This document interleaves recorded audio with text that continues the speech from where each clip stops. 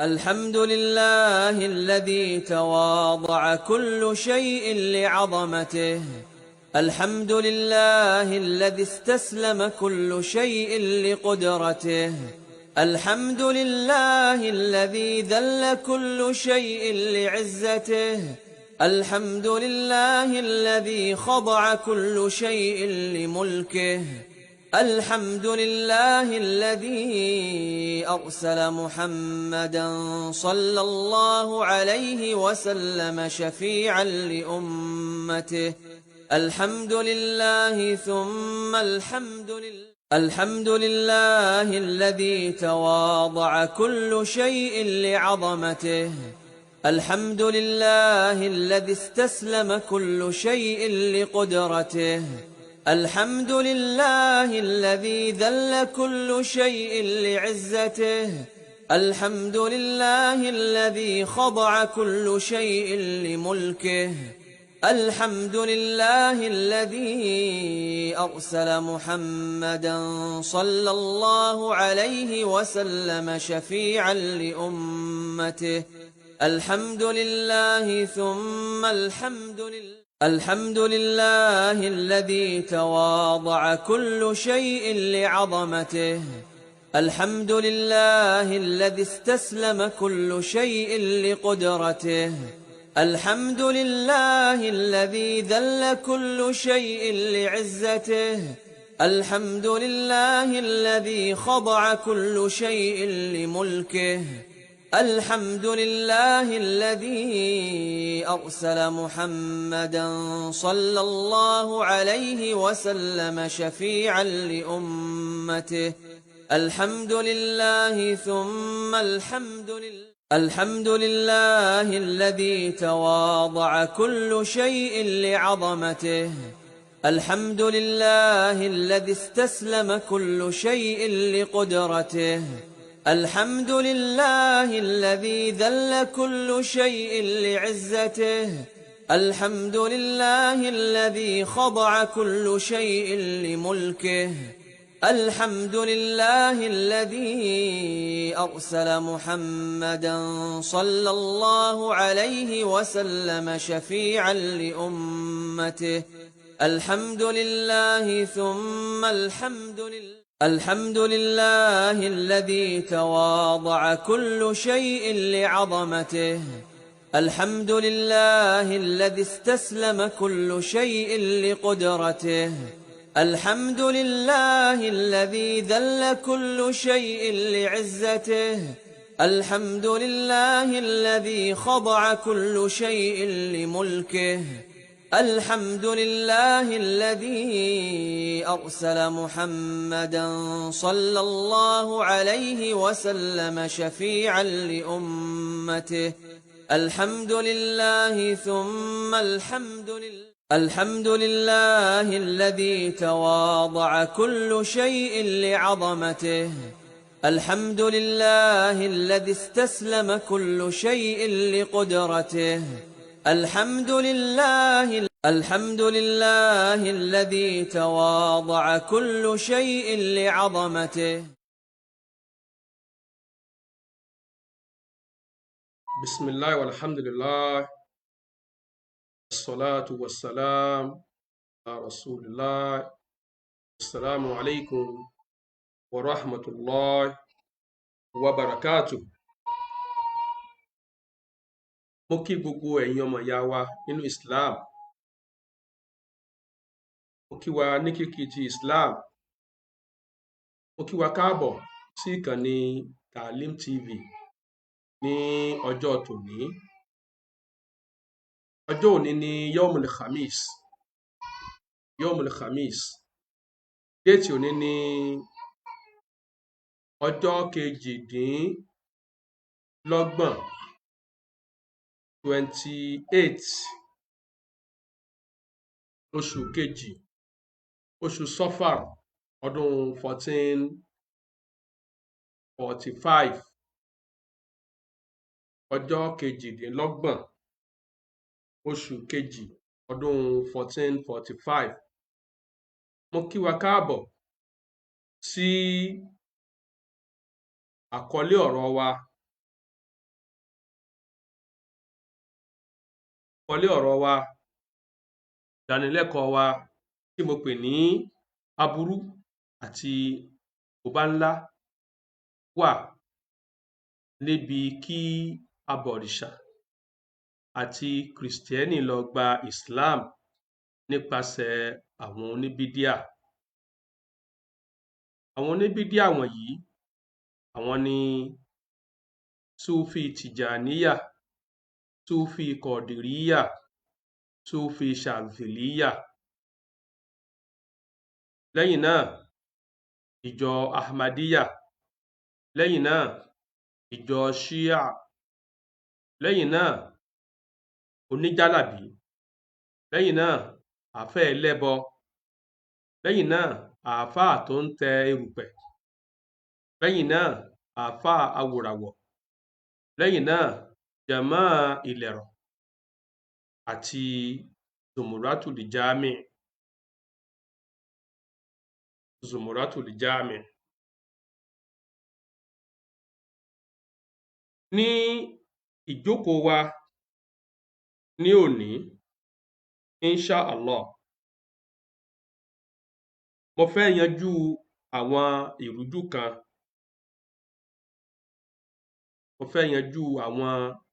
kan. Lórí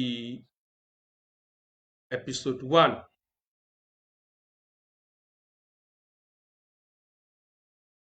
Ẹ ṣe àkíyèsí pé mo ṣe àtúnṣe sí àkọlé nítorí pé ohun tó jẹ́ àkọlé tẹ́lẹ̀ òun nìyí: ẹ máa tún Islam gbà ní ọ̀tun bí ẹ̀yin abọ̀rìṣà àti ẹ̀yin Kristiẹni bá ṣèèṣì gba Islam nípasẹ̀ oníbídíà,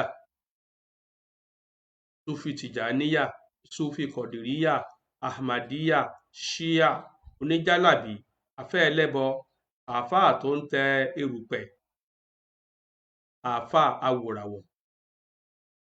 Ohun tó jẹ́ àkòrí ọ̀rọ̀ mi nínú episode 1 agbọ́n nìyí, òun nìyẹn.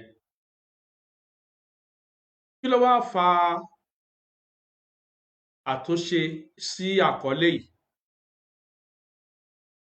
Ohun tó fa àtúnṣe sí àkọlé yìí òun ni pé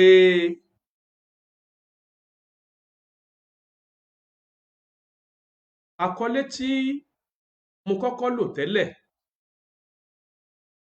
kò fi èròǹgbà mi hàn kedere sí àwọn mùsùlùmí gidi kan, tó bẹ́ẹ̀ gẹ́ tí irú wọn fi lérò pé mo gbé ìdájọ́ irú kan lé gbogbo àwọn oníbídíà lórí. Ọ̀rọ̀ kò sì rí bẹ́ẹ̀,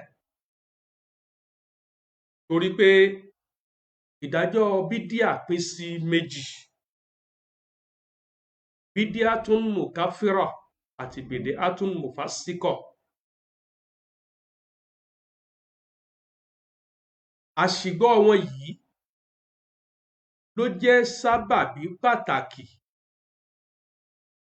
tí mo fi ṣe àtúnṣe sí àkọlé wáàsí náà báyìí.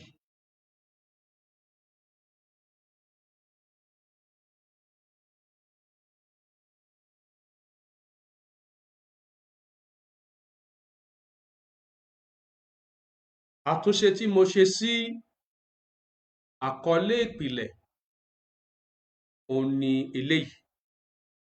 Àkọlé yìí ni a máa lò báyìí: aburú àti àkóbá ńlá wà níbi kí abọ̀rìṣà àti Kristiẹni lọ gba Islam nípasẹ̀ àwọn oníbídíà. Ṣé ẹ mọ̀ pé ẹni tí abásùntì là á jarun páálù. Àwọn oníbídíà tí wọ́n wà ní ilẹ̀ Yorùbá particularly àwọn ni àfojúsùn ọ̀rọ̀ mi. Tí àwọn oníbídíà mìíràn tí wọ́n bá gbọ́ orúkọ wọn, bóyá nípa pé wọ́n wà ní Europe country tàbí wọ́n wà ní ilẹ̀ Lárúbáwá tàbí níbòmíràn tàbí nílẹ̀ Gẹ̀ẹ́sì tí wọn ò sì sí ní ilẹ̀ Yorùbá,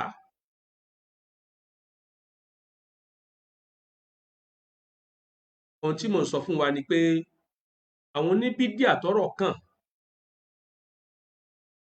tí mo sọ nípa wọn pé aburú àti àkóbá ńlá wà níbi kí abọ̀rìṣà àti Kristiẹni lọ gba Islam nípasẹ̀ àwọn oníbídíà. Ọwọ́ àwọn oníbídíà tí a jọ ń jarunpá lura wa nílẹ̀ Yorùbá, àwọn ni mo límìtì ọ̀rọ̀ yìí sí. Ó apply sáwọn mìíràn, ṣùgbọ́n níwọ̀n ìgbà tá a bá ti mọ ẹ̀sùn tí wọ́n fi jó ní bídíà, tá a lè kà sí wọn lẹ́sẹ̀, tí wọn ò sì wulẹ̀ sí ní orílẹ̀-èdè tiwa, tí wọn ò sí ní ilẹ̀ tiwa, àwọn àfáà tó bá ń bẹ ní agbègbè ọ̀dọ̀ tiwọn, wọ́n mọ díìlì pẹ̀lú àwọn yẹn. Àwọn ò mọ díìlì pẹ̀lú àwọn tí a jọ wà ní ìlú, tá a jọ wà ní orílẹ̀-èdè kan náà. Nípa bẹ́ẹ̀, àwọn oníbídíà tí a jọ wà nílẹ̀ Yorùbá tí ọ̀rọ̀ yìí gbèrú, Súfì Tìjàníyà, Súfì Kọ̀dìríyà, Súfì Ṣàdìlíyà, ìjọ Ahmadiyyah, ìjọ Shia,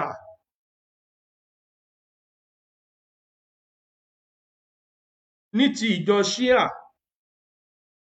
torí pé ìjọ Shia ó pẹ̀ka sí bíi 20 something.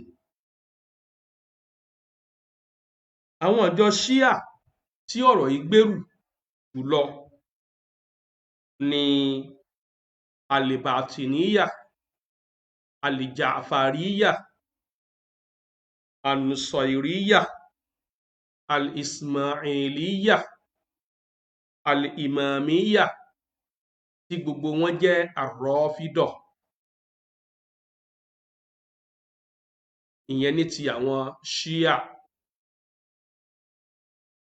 Àwọn Shia wọ̀nyí wọ́n wà ní òkè ọya, wọ́n sì wà ní ilẹ̀ Yorùbá, ní pàtàkì jùlọ wọ́n wà ní ìlú Ìlọrin. Àwọn tí ọ̀rọ̀ yìí tó kàn jùlọ ni àwọn àfáà ẹlẹ́bọ.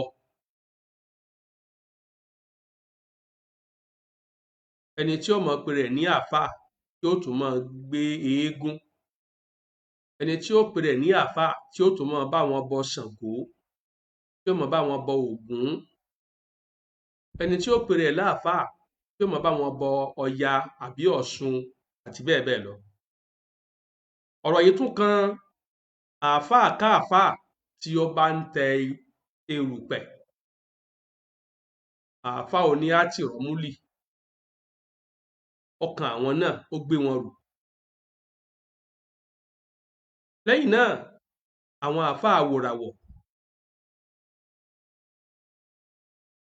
àti èyíkéyìí àáfáà tó bá tún ń lo nǹkan mìíràn láti fi máa sọ nípa ìṣẹ̀lẹ̀ ọjọ́ ọ̀la àti ohun tó pamọ́ fún gbogbo ẹ̀dá bíi kádàrá ẹ̀dá.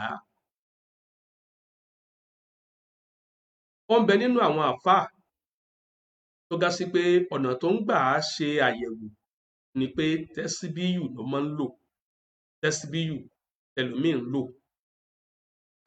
ẹlòmíràn ó ń lo tángànran tó máa la átìmí sínú tángànran,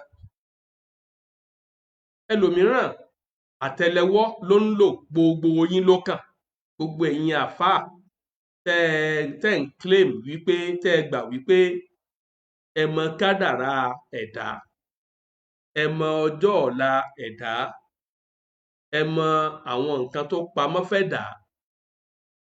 Erùpẹ̀ lẹ̀ ń lò ní o, ìràwọ̀ lẹ̀ ń lò ní o, àtẹ́lẹwọ́ lẹ̀ ń lò ní o, tángànran lẹ̀ ń lò ní o, tẹ́síbíyù lẹ̀ ń lò ní o, àti bẹ́ẹ̀ bẹ́ẹ̀ lọ. Ọ̀rọ̀ yìí kàn yín. Bẹ́ẹ̀ náà ni ó ṣe kan Jama Ìlẹ̀rọ̀, Jama Najimudeen Ìlẹ̀rọ̀ ẹbọra tí ń gbé inú igbó Onígàmbàrí nínú ìlú Ìbàdàn. Ó kan òun náà. Àti àwọn Zumaratul-Ja èyí tí alàgbà olóògbé Àlùfáà Michael tó dá sílẹ̀. Àwọn Zumaratul-Ja yìí, àwọn ni mo máa ń pè ní Zumaratul-Jahil.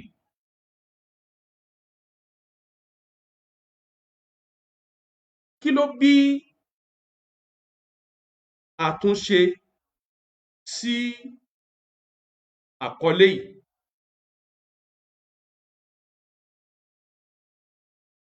Alákọ̀ọ́kọ́ ni wípé, gẹ́gẹ́ bí mo ṣe sọ síwájú, àkọlé tí mo kọ́kọ́ lò tẹ́lẹ̀ kì í ṣe ẹ máa tún ìsìláàmù gbà ní ọ̀tun bí ẹ̀yin abọ̀rìṣà àti ẹ̀yin kìrìsìtẹ́nì bá ṣèèṣì gba ìsìláàmù nípasẹ̀ oníbídíà. Àkọlé yìí kò fi èròǹgbà mi hàn kedere sí àwọn ènìyàn kan, kò fi èròǹgbà mi hàn kedere sí wọn, tó bẹ́ẹ̀ gẹ́ tí wọ́n fi lérò pé ẹnikẹ́ni tó bá sá ti jẹ́ oníbídíà, òun ni mo gbé ìdájọ́ kúfúrù lé lórí. Torí pé ẹni tí a gbọ́dọ̀ gba ìsìláàmù nípasẹ̀ rẹ̀, ìyẹn túmọ̀ sí pé bí onítọ̀hún bá jẹ́ imam, a gbọ́dọ̀ kírun lẹ́yìn rẹ̀. Ìyẹn túmọ̀ sí pé bí onítọ̀hún bá jáde láyé, a gbọ́dọ̀ kírun sí lára. Ìyẹn túmọ̀ sí wípé bí onítọ̀hún bá jáde láyé, a gbọ́dọ̀ tọrọ àforíjì fún.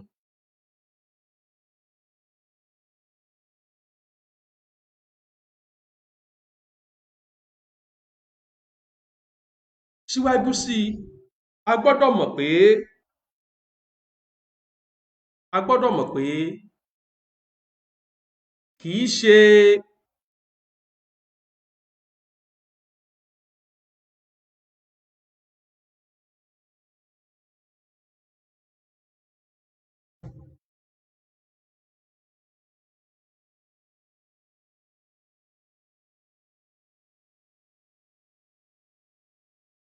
síwájú sí i, a gbọ́dọ̀ mọ̀ pé kì í ṣe oníbídíà ni mùsùlùmí kan tí ó kàn kó sínú bídíà pẹ̀lú àìmọ̀.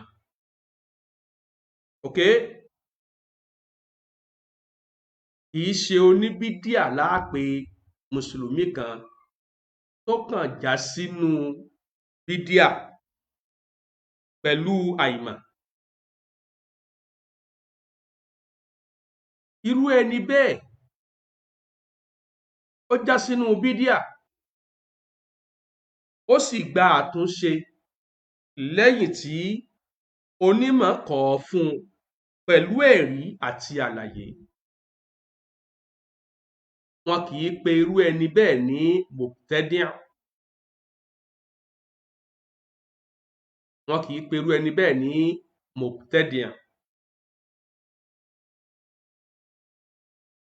Orúkọ tí wọ́n máa ń pe irú ẹni bẹ́ẹ̀ ni jahilun basit. Jahilun basit. Aláìnímọ̀ tó mọ̀ wọn ara rẹ̀. Kò nímọ̀ nípa nǹkan kan nínú Islam pé bá Ànábì ṣe máa ṣeré sallallahu alaihi wasallam. ó wá ṣe lódì. Olùmọ̀ kan wá pè sákìyèsí pé àfáà, ohun tẹ́ ẹ ṣe yẹn o, ohun tẹ́ ẹ ṣe yẹn o, ó yapa sí súnà ànábì wa Muhammad sallallahu alayhi wa sallam. Ó sì ní, èmi ò mọ̀ pé bí súnà ṣe ní ká ṣe rèé, mo dẹ̀ ti nóòtì ẹ̀, mi ò ní ṣe bẹ́ẹ̀ mọ́. Irú ẹni bẹ́ẹ̀, wọn yìí pe irú ẹni bẹ́ẹ̀ ní mubtadi'.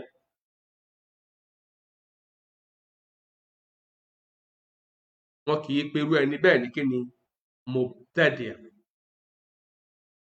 Orúkọ tí wọ́n máa ń pe irú ẹni bẹ́ẹ̀ ò ní jahilun basit, aláìmọ̀, astaghfirullah, aláìnímọ̀ tó ṣẹ́pẹ́rẹ́, kò nímọ̀ nípa àlámọ̀rí yẹn nínú ẹ̀sìn. Ó sì di dandan fún un kó ṣe nǹkan kan. Ó wá ṣe nǹkan náà, ó wá wà níyapa sí ohun tí súnà sọ. Ẹni tó wá nímọ̀ nípa súnà, ó wá call attention rẹ̀ sí pé brother, sister, ohun tẹ́ ẹ ṣe láàrin ó yapa sí súnà. Èmi ò mọ̀, mo ti wá gbọ́ báyìí, àìpé irú ẹni bẹ́ẹ̀ ni oníbídíà.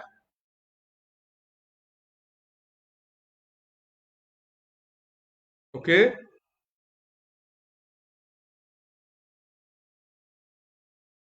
Ta wá lápè ní oníbídíà? Ta ni máa pè ní oníbídíà?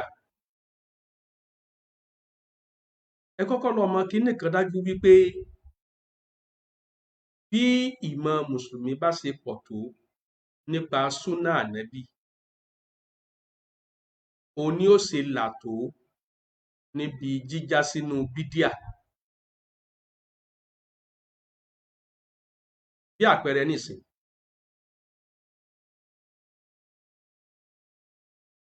ẹnìkan kírun tán, ó sálámà.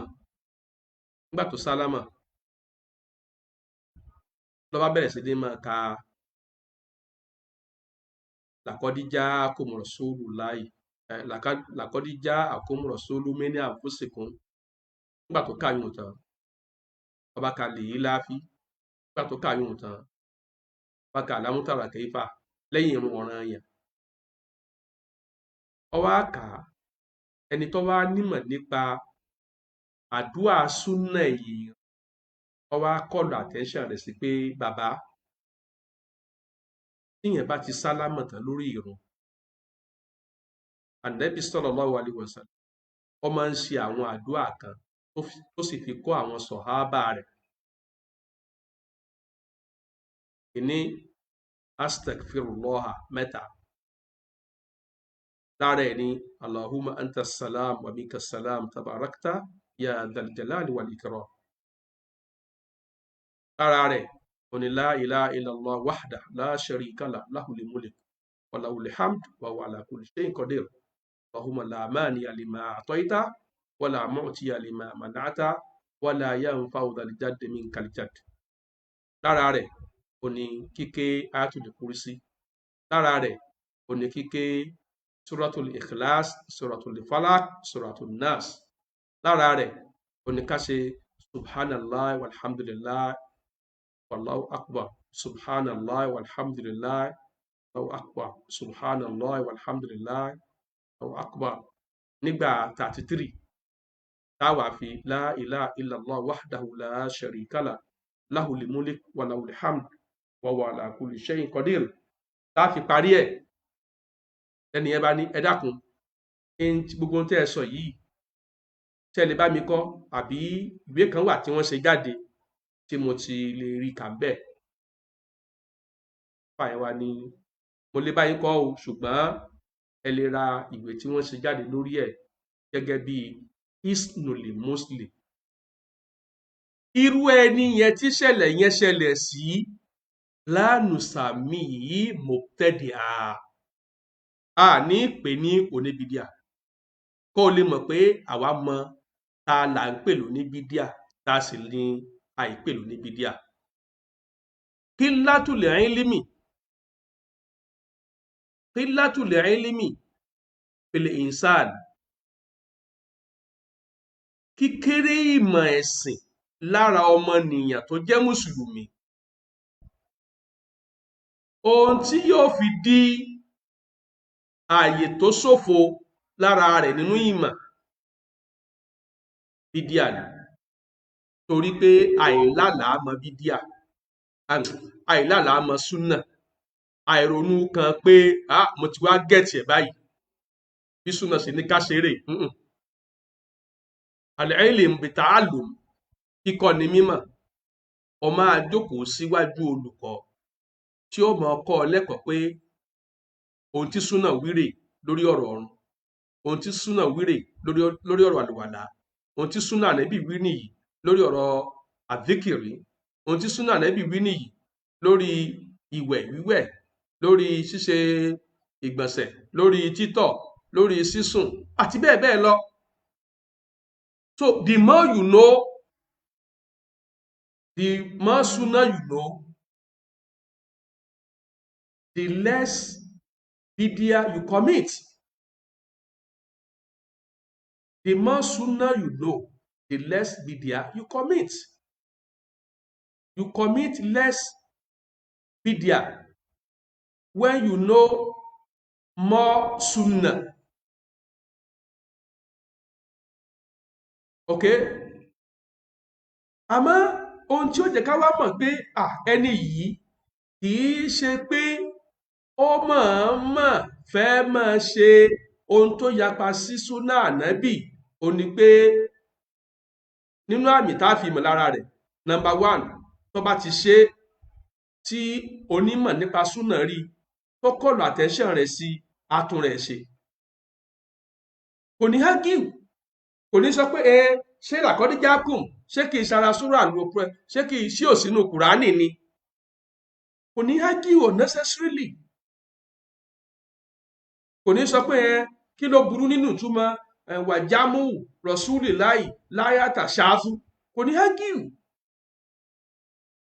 Likewise, tó bá rẹ́ nìkan ní ìsìn tó fẹ́ ṣe àsàlátù fánàbí Muhammad sallallahu alaihi wasallam tó wá mẹ́nu lé sọ̀látù lè fàátì, ẹni tó wá nímọ̀ súnà wá gbọ́ wá ní àfà ẹwà sọ̀látù tẹ́ ń kà yẹn ó ní wọ́n ń pè ní sọ̀látù lè fàátì, bídíà nìyẹn. Àwọn ọ̀tá ànábì Muhammad sallallahu alaihi wasallam lẹ́yìn ikú rẹ̀, àwọn ni wọ́n hun mọ́ Allah lọ́rùn, wọ́n hun tán wọ́n ṣàfitì ẹ̀ sọ́dọ̀ Allah, wọ́n ní wáàyí ni, wọ́n hun tán wọ́n ṣàfitì ẹ̀ sọ́dọ̀ ànábì Muhammad sallallahu alaihi wasallam lórí irọ́. Dípò tẹ́ fi ka sọ̀látù lè fàátì eléyìí tí ànábì kọ́ àwọn sọ̀hábà rẹ̀ tí wọ́n kà kan ìyọ́nú Ọlọ́run, òun ni à ń pè ní as-salatu al-ibrahimiyya. Allahumma salli ala Muhammadin wa ala ali Muhammadin kama sallaita ala Ibrahim wa ala ali Ibrahim innaka hamidun majid. Wa barik ala Muhammad wa ala ali Muhammad kama barakta ala Ibrahim wa ala ali Ibrahim innaka hamidun majid. Ẹni ẹ sì ó show interest lójú ẹsẹ̀, ó kọ́kọ́ drop sọ̀látù lè fàátì, ó ṣe ní ọgọ́ta bá rí ibi níbí wọlẹ̀, ó sin òkú ẹ̀, ó jáwọ́ ń bẹ̀, ó wá tẹ́wọ́ gba as-salatu al-ibrahimiyya. Mistake tó ṣe nígbà àkọ́kọ́ yẹn, ohun tó ṣe yẹn kó ka sọ̀látù lè fàátì bídíà ló ṣe. Ohun tó jí ó ṣe bídíà yẹn ni qillatul ilmi. Lójú ẹsẹ̀ tí wọ́n kọlù attention ẹ̀ sí, tó gba nàṣíhà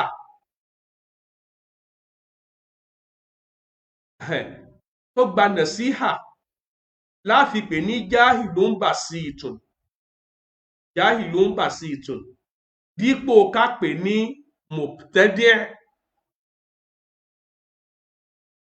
Ìyẹn ni description ẹni tá a pè ní jahilun basit ló mú káwọn àfáà sọ pé kì í ṣe gbogbo ẹni tó bá fall sínú bídíà, yẹn ni pé kì í ṣe gbogbo ẹni tó bá fall sínú ohun tó contrary sí súnà ànẹ́bì, anything contrary to súnà ànẹ́bì là ń pè ní bídíà. So not all who fall into bid'ah will be tagged mubtadi'. Ohun tó fa ọ̀rọ̀ yẹn nìyẹn lọ́dọ̀ àwọn àfẹ́sì. Kó lè yé yín dáadáa sí i bẹ́ẹ̀mi náà ṣe wà bí mò ń kọ́ àwọn ẹlẹ́kọ̀ọ́ súnà. Ìmọ̀ mi ò rọ kiri ká gbogbo súnà Ànábì, kò rọ kiri ká gbogbo súnà Ànábì. So possibility wà kémi náà ṣe nǹkan kankan kí n rí ẹni tí ó call attention mi sí pé Abu, ohun tẹ́ ẹ ṣe yẹn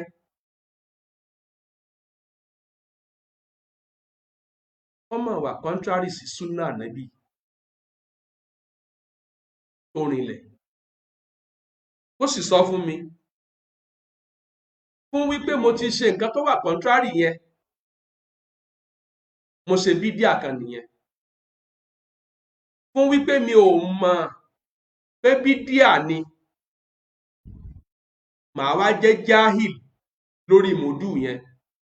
Fún wípé ẹni tó wá nímọ̀ nípa súnà tí ó wà ń bẹ̀, ó sọ fún mi, mo tẹ́wọ́ gbà, wọ́n wàá fi basit kún ọkọ yẹn, yóò wá jẹ́ jahilun basit. So therefore, bí ìmọ̀ wa bá ṣe pọ̀ tó láṣẹ mọ ohun tí súnà sọ, ohun tí súnà wí lórí ọ̀rọ̀ kọ̀ọ̀kan nínú ẹ̀sìn wa. Okay? Gẹ́gẹ́ tó fún alápẹ̀rẹ̀ kan tá a fi mọ ẹni tí ń pè ní jahilun basit dípò ká máa pe òǹtọ̀ ní mubtadi'. Lóde òní, ọ̀pọ̀lọpọ̀ àwọn ọmọ mùsùlùmí òun ni wọ́n ń ṣe irun tó yapa sí súnà. Irun tí wọ́n ń pè ní punk tó ga sí pé tí wọ́n bá ti ṣe àárín báyìí òun ó ga gèlè mọ́. Àwọn ìsàlẹ̀ rẹ̀ á máa dán. A wá rí mùsùlùmí kan ó wọ mọ́ṣáláṣí pẹ̀lú irun yẹn. A wá pè pé wáì tó fi ṣe irun báyìí sórí. Ó ní wọn mọ tó bàdì bẹ́ẹ̀. Fún wípé kò mọ tó bàdì bẹ́ẹ̀, àgàsí pé jáhìlù ni lórí súnà irun ṣíṣe fọkùnrin. Fún wípé ó ṣe irun tó contrary sí súnà sórí, ohun tó ṣe yẹn láàpè ní bídíà, kì í ṣe òun láàpè ní oníbídíà. Fún wípé a wá ṣe àlàyé fún wípé nínú súnà o lè fá gbogbo orun rẹ tó ní fábìkan dábìkan sí, o sì lè gẹ gbogbo irun rẹ láì ní gẹbìkan dábìkan sí. Pàápàá jùlọ àwa tá a jẹ́ aláwọ̀ dúdú, ohun tó wà nínú súnà tó bá irun orí ọkùnrin tiwa mu nìyẹn. Okay? Lọ́ba ní pẹ̀lú ògo Allah irú ohun yìí òun ò ní ṣe mọ́. òun ó sì lọ èyí tó wà lórí ìhun yìí òun ó lọ lé bábà nísìn yóò bọ mú kó ń bẹ gbogbo rẹ̀ yóò wà rí ní lẹ́bù gbogbo rẹ̀ yóò wà ní lẹ́bù kan náà. so irú ẹni yẹn lásìkò tí ó ṣe irun tó ká láfa súnà yẹn ó jẹ́ jahilun aláìnímọ̀ nípa ohun tí súnà wí lórí ọ̀rọ̀ irun gígẹ̀. fún wípé a ṣàlàyé fún ọgbà a wá fi bàṣítù kún orúkọ rẹ̀ pé jahilun bàṣítù ni, ipò jahilun bàṣítù ló wà. tó bá ti wá lọ ṣàtúnṣe ó ti yọrọ ẹ̀ kó ní jahilun bàṣítù lórí mọ́sálà irun. so bí ìyẹn bó ṣe jẹ́ nìyẹn ẹjá wá tẹ̀wájú. àmọ́ nídàkejì tá a wá lápè ní oníbídíà. oníbídíà ni ẹni tó sọra rẹ̀ di jahilun murakkabun lórí bídíà. ó sọ̀rọ̀ ẹ̀ di jahilun murakkabun. ok ó sọ̀rọ̀ ẹ̀ di jahilun murakkabun lórí kíni? lórí bídíà. gbogbo ẹni tó bá ti sọ̀rọ̀ ẹ̀ di jahilun murakkabun lórí bídíà nusamihi mubtadi'a á pè ní mubtadi. táwa là ń pè ní jahilun murakkabun lórí bídíà.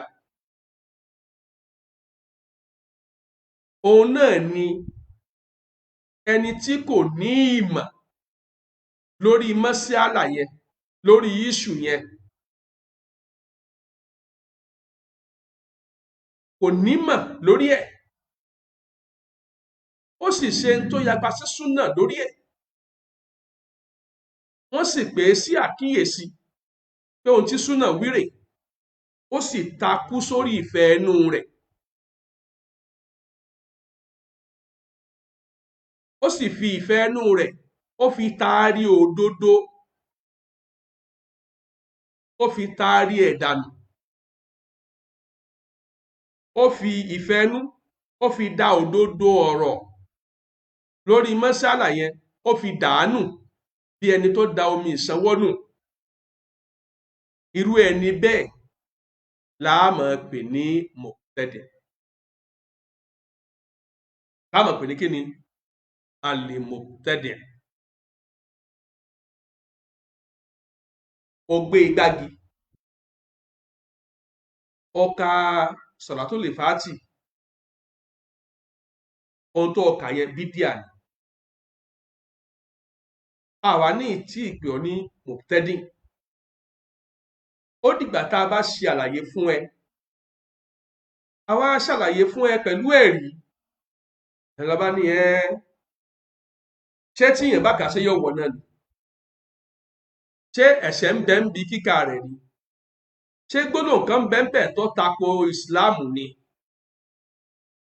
ṣé ẹ lè rí ẹ̀rí kan mú wá tí ó sọ pé ẹ má ka Salatul Fati? ó sá bẹ̀rẹ̀ sí ní máa wí wóró wóró, all in attempt to avoid the truth.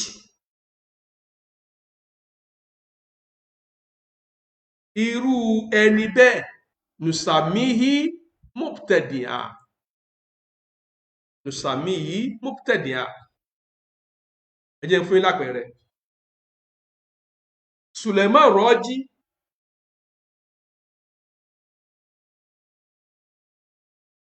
ní ọjọ́ mélòó sẹ́yìn ó pè sórí ètò Àáfàá Lẹ́gbà,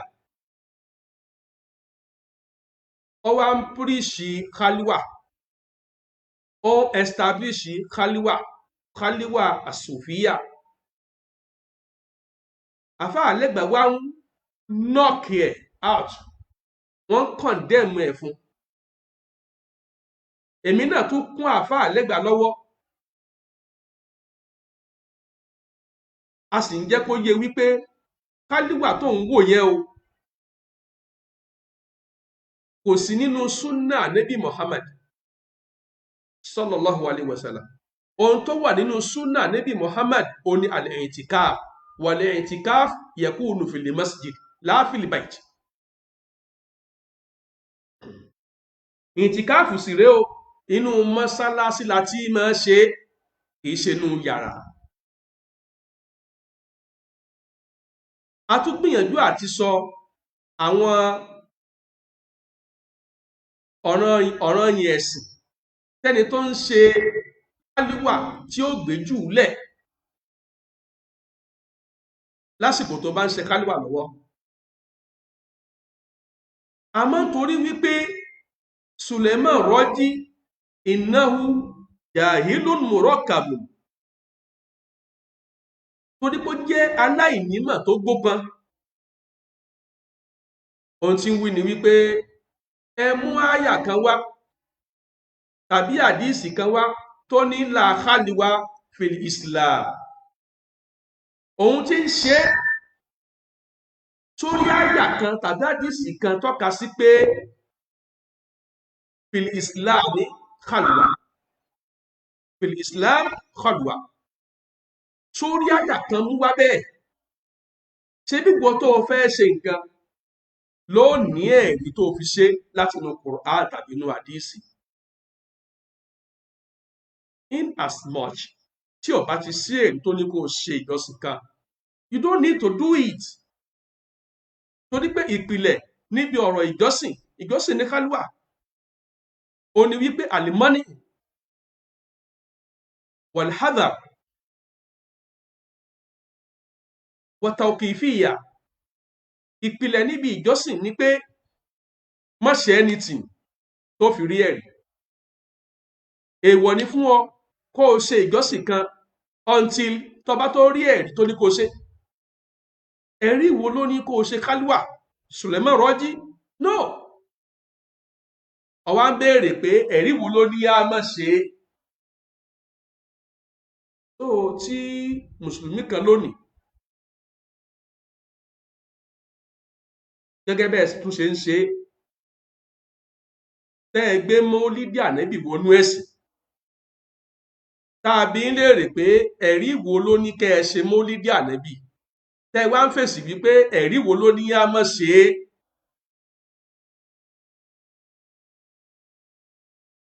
O ò lè rí ẹ̀rí specifically tí ó ní la khalwa fil Islam wala ihtifal bí mọ́lìdì nábàwí fil Islam. Ò lè rí specifically, ò lè rí.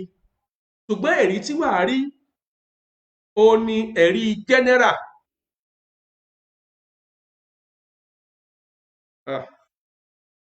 No, should not have.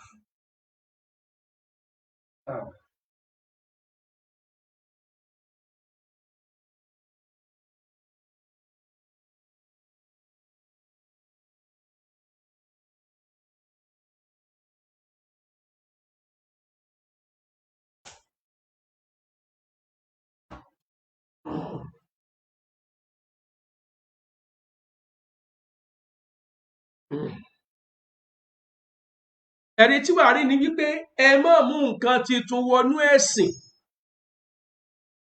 Ìyẹn ti tó lẹ́rìí fún ẹni tó gbádùn tó lálàáfíà tó mọ̀ wọn ara rẹ̀. Àdíìsì tó sọ pé mọ̀ni amila amala laysa alayhi amruna, ẹni tó bá ṣiṣẹ́ kan tí ò sí àṣẹ wa lórí rẹ̀ fahuwa raddun, iṣẹ́ náà wọ́n á dá padà sí ọ̀dọ̀ rẹ̀. Kò sí àṣẹ ànábì, kò sí àṣẹ Kùránì lórí kálíwà, ó ń ṣe raddun, fahuwa raddun. Kò sí àṣẹ Quran àti àṣẹ hadith ànábì, súnà ànábì lórí ihtifal bí mọ́lìdì nábàwí sallallahu alayhi wa sallam. Idhan fahuwa raddun. Ìyẹn ti tó ní làákàyè. Àmọ́ nítorí wípé Suleiman súlè súfí torí pé ó ń ríra rẹ̀ gẹ́gẹ́ bí onímọ̀ làkínnáhù jáhìlùn ṣùgbọ́n láì nímọ̀ ni kò wá mọ ìwọ̀n ara rẹ̀ wípé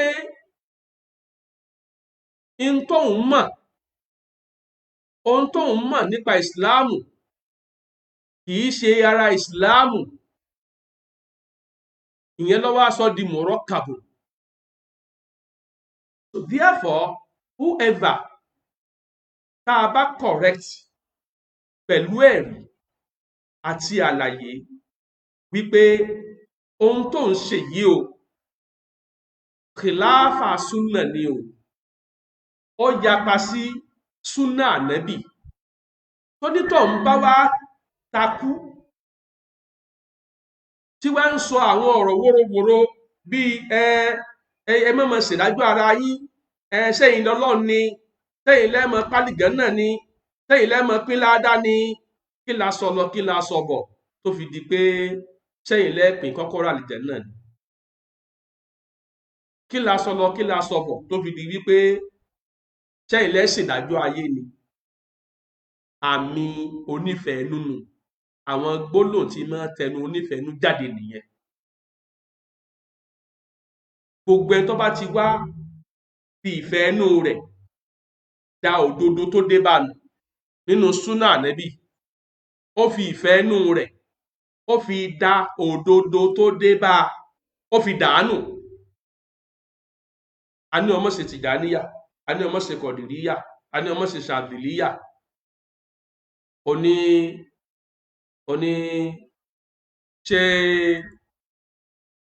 ṣé ó ṣàlẹ̀ ń pè bẹ́ẹ̀ ni ọmọ rí àwọn àwòrán tó ń wò yìí ta ni wọ́n jọ, ìbáwọn súfí nì, ìbáwọn tìjàníyà nì.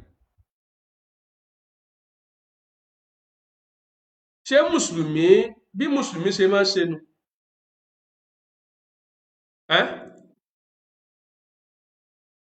ṣé bí mùsùlùmí ṣe máa ń ṣe nìyẹn?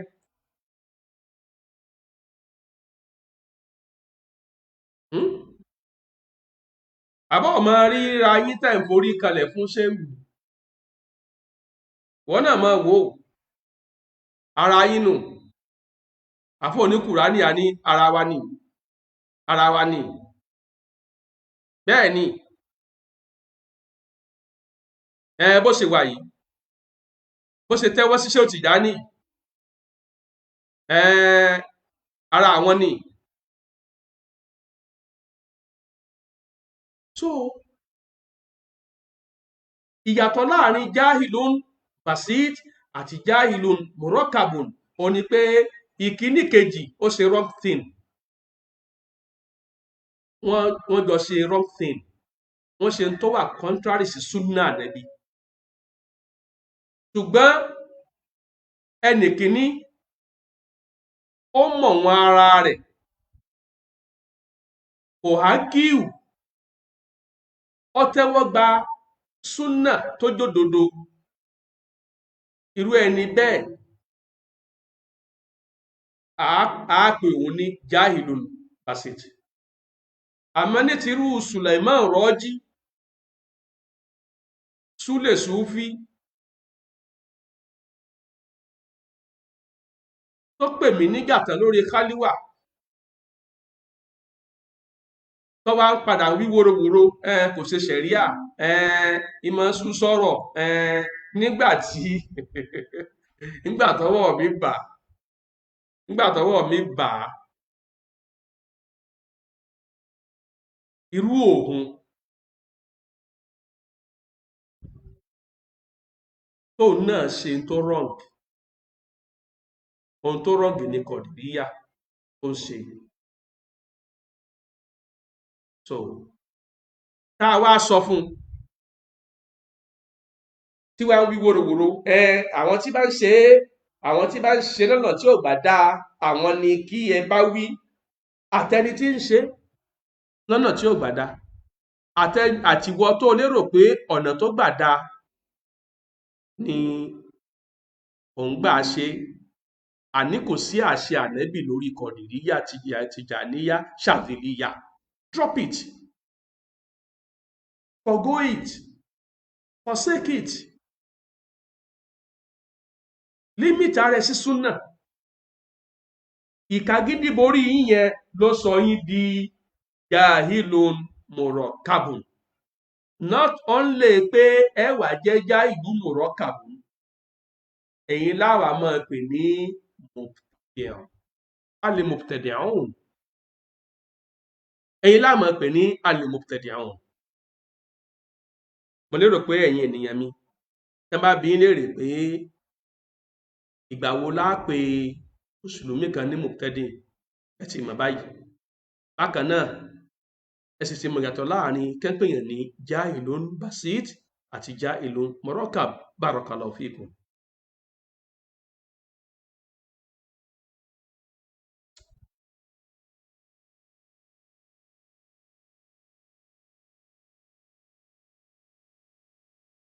Tọ́, nígbà tí ọ̀rọ̀ oníbídíà wá rí báyìí wípé wọ́n máa ṣe ohun tó yàtọ̀ sí súnà, wọ́n sì takú lé lórí. Ẹni tó ń ṣe ohun tó yapa sí súnà tó sì takú lé lórí, òun là ń pè ní mubtadi'. Òun là ń pè ní al-mubtadi'. Tọ́, ohun tó wá bí àkọlé ọ̀rọ̀ mi ni pé irú ẹni yẹn, bí abọ̀rìṣà tàbí kìrìsìtẹ́nì tó bá wá fẹ́ gba ìsìláàmù, kò gbọ́dọ̀ gba ìsìláàmù ní ọ̀dọ̀ nípasẹ̀ mubtadi yẹn. Nítorí wípé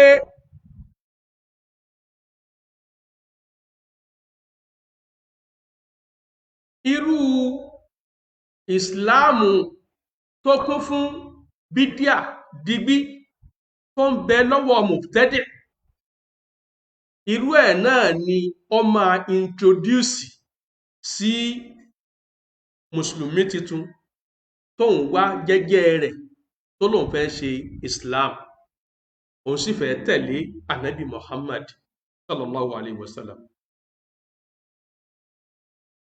Okay? Therefore,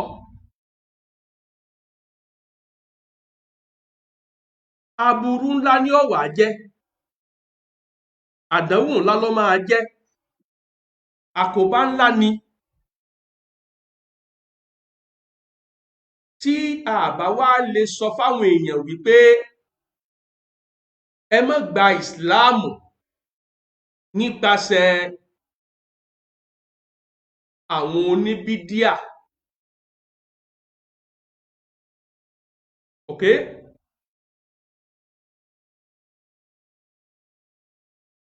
Pàápàá jùlọ àwọn oníbídíà mùkáfírọ̀,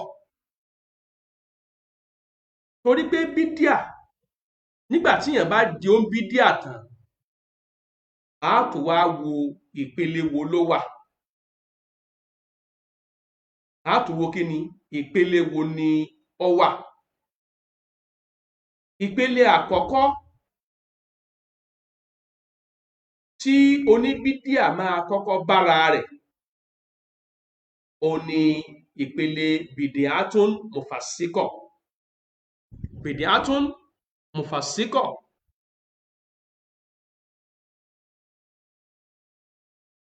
Tó bá sì wà ní ìpele bídíà mùfàsíkọ̀, ìyẹn ni pé bídíà tí máa sọ ní di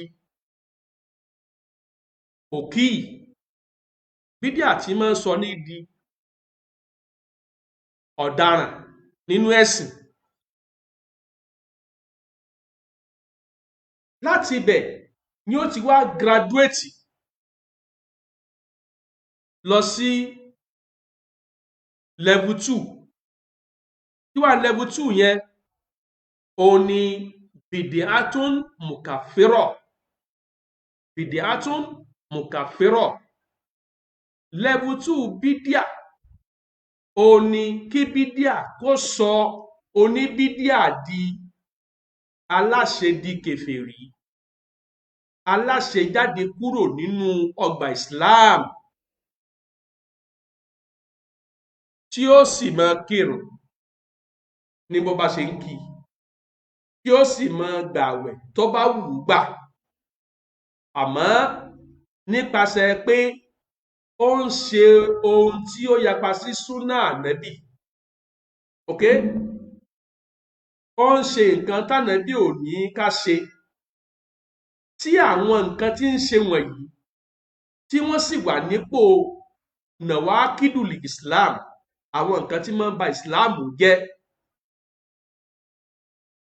oníbídíà yẹn yóò wá di oníbídíà mukaffira.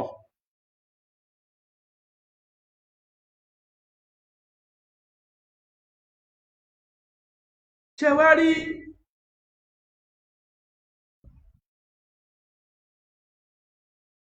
ó rọrùn fún oníbídíà mufasíkọ̀,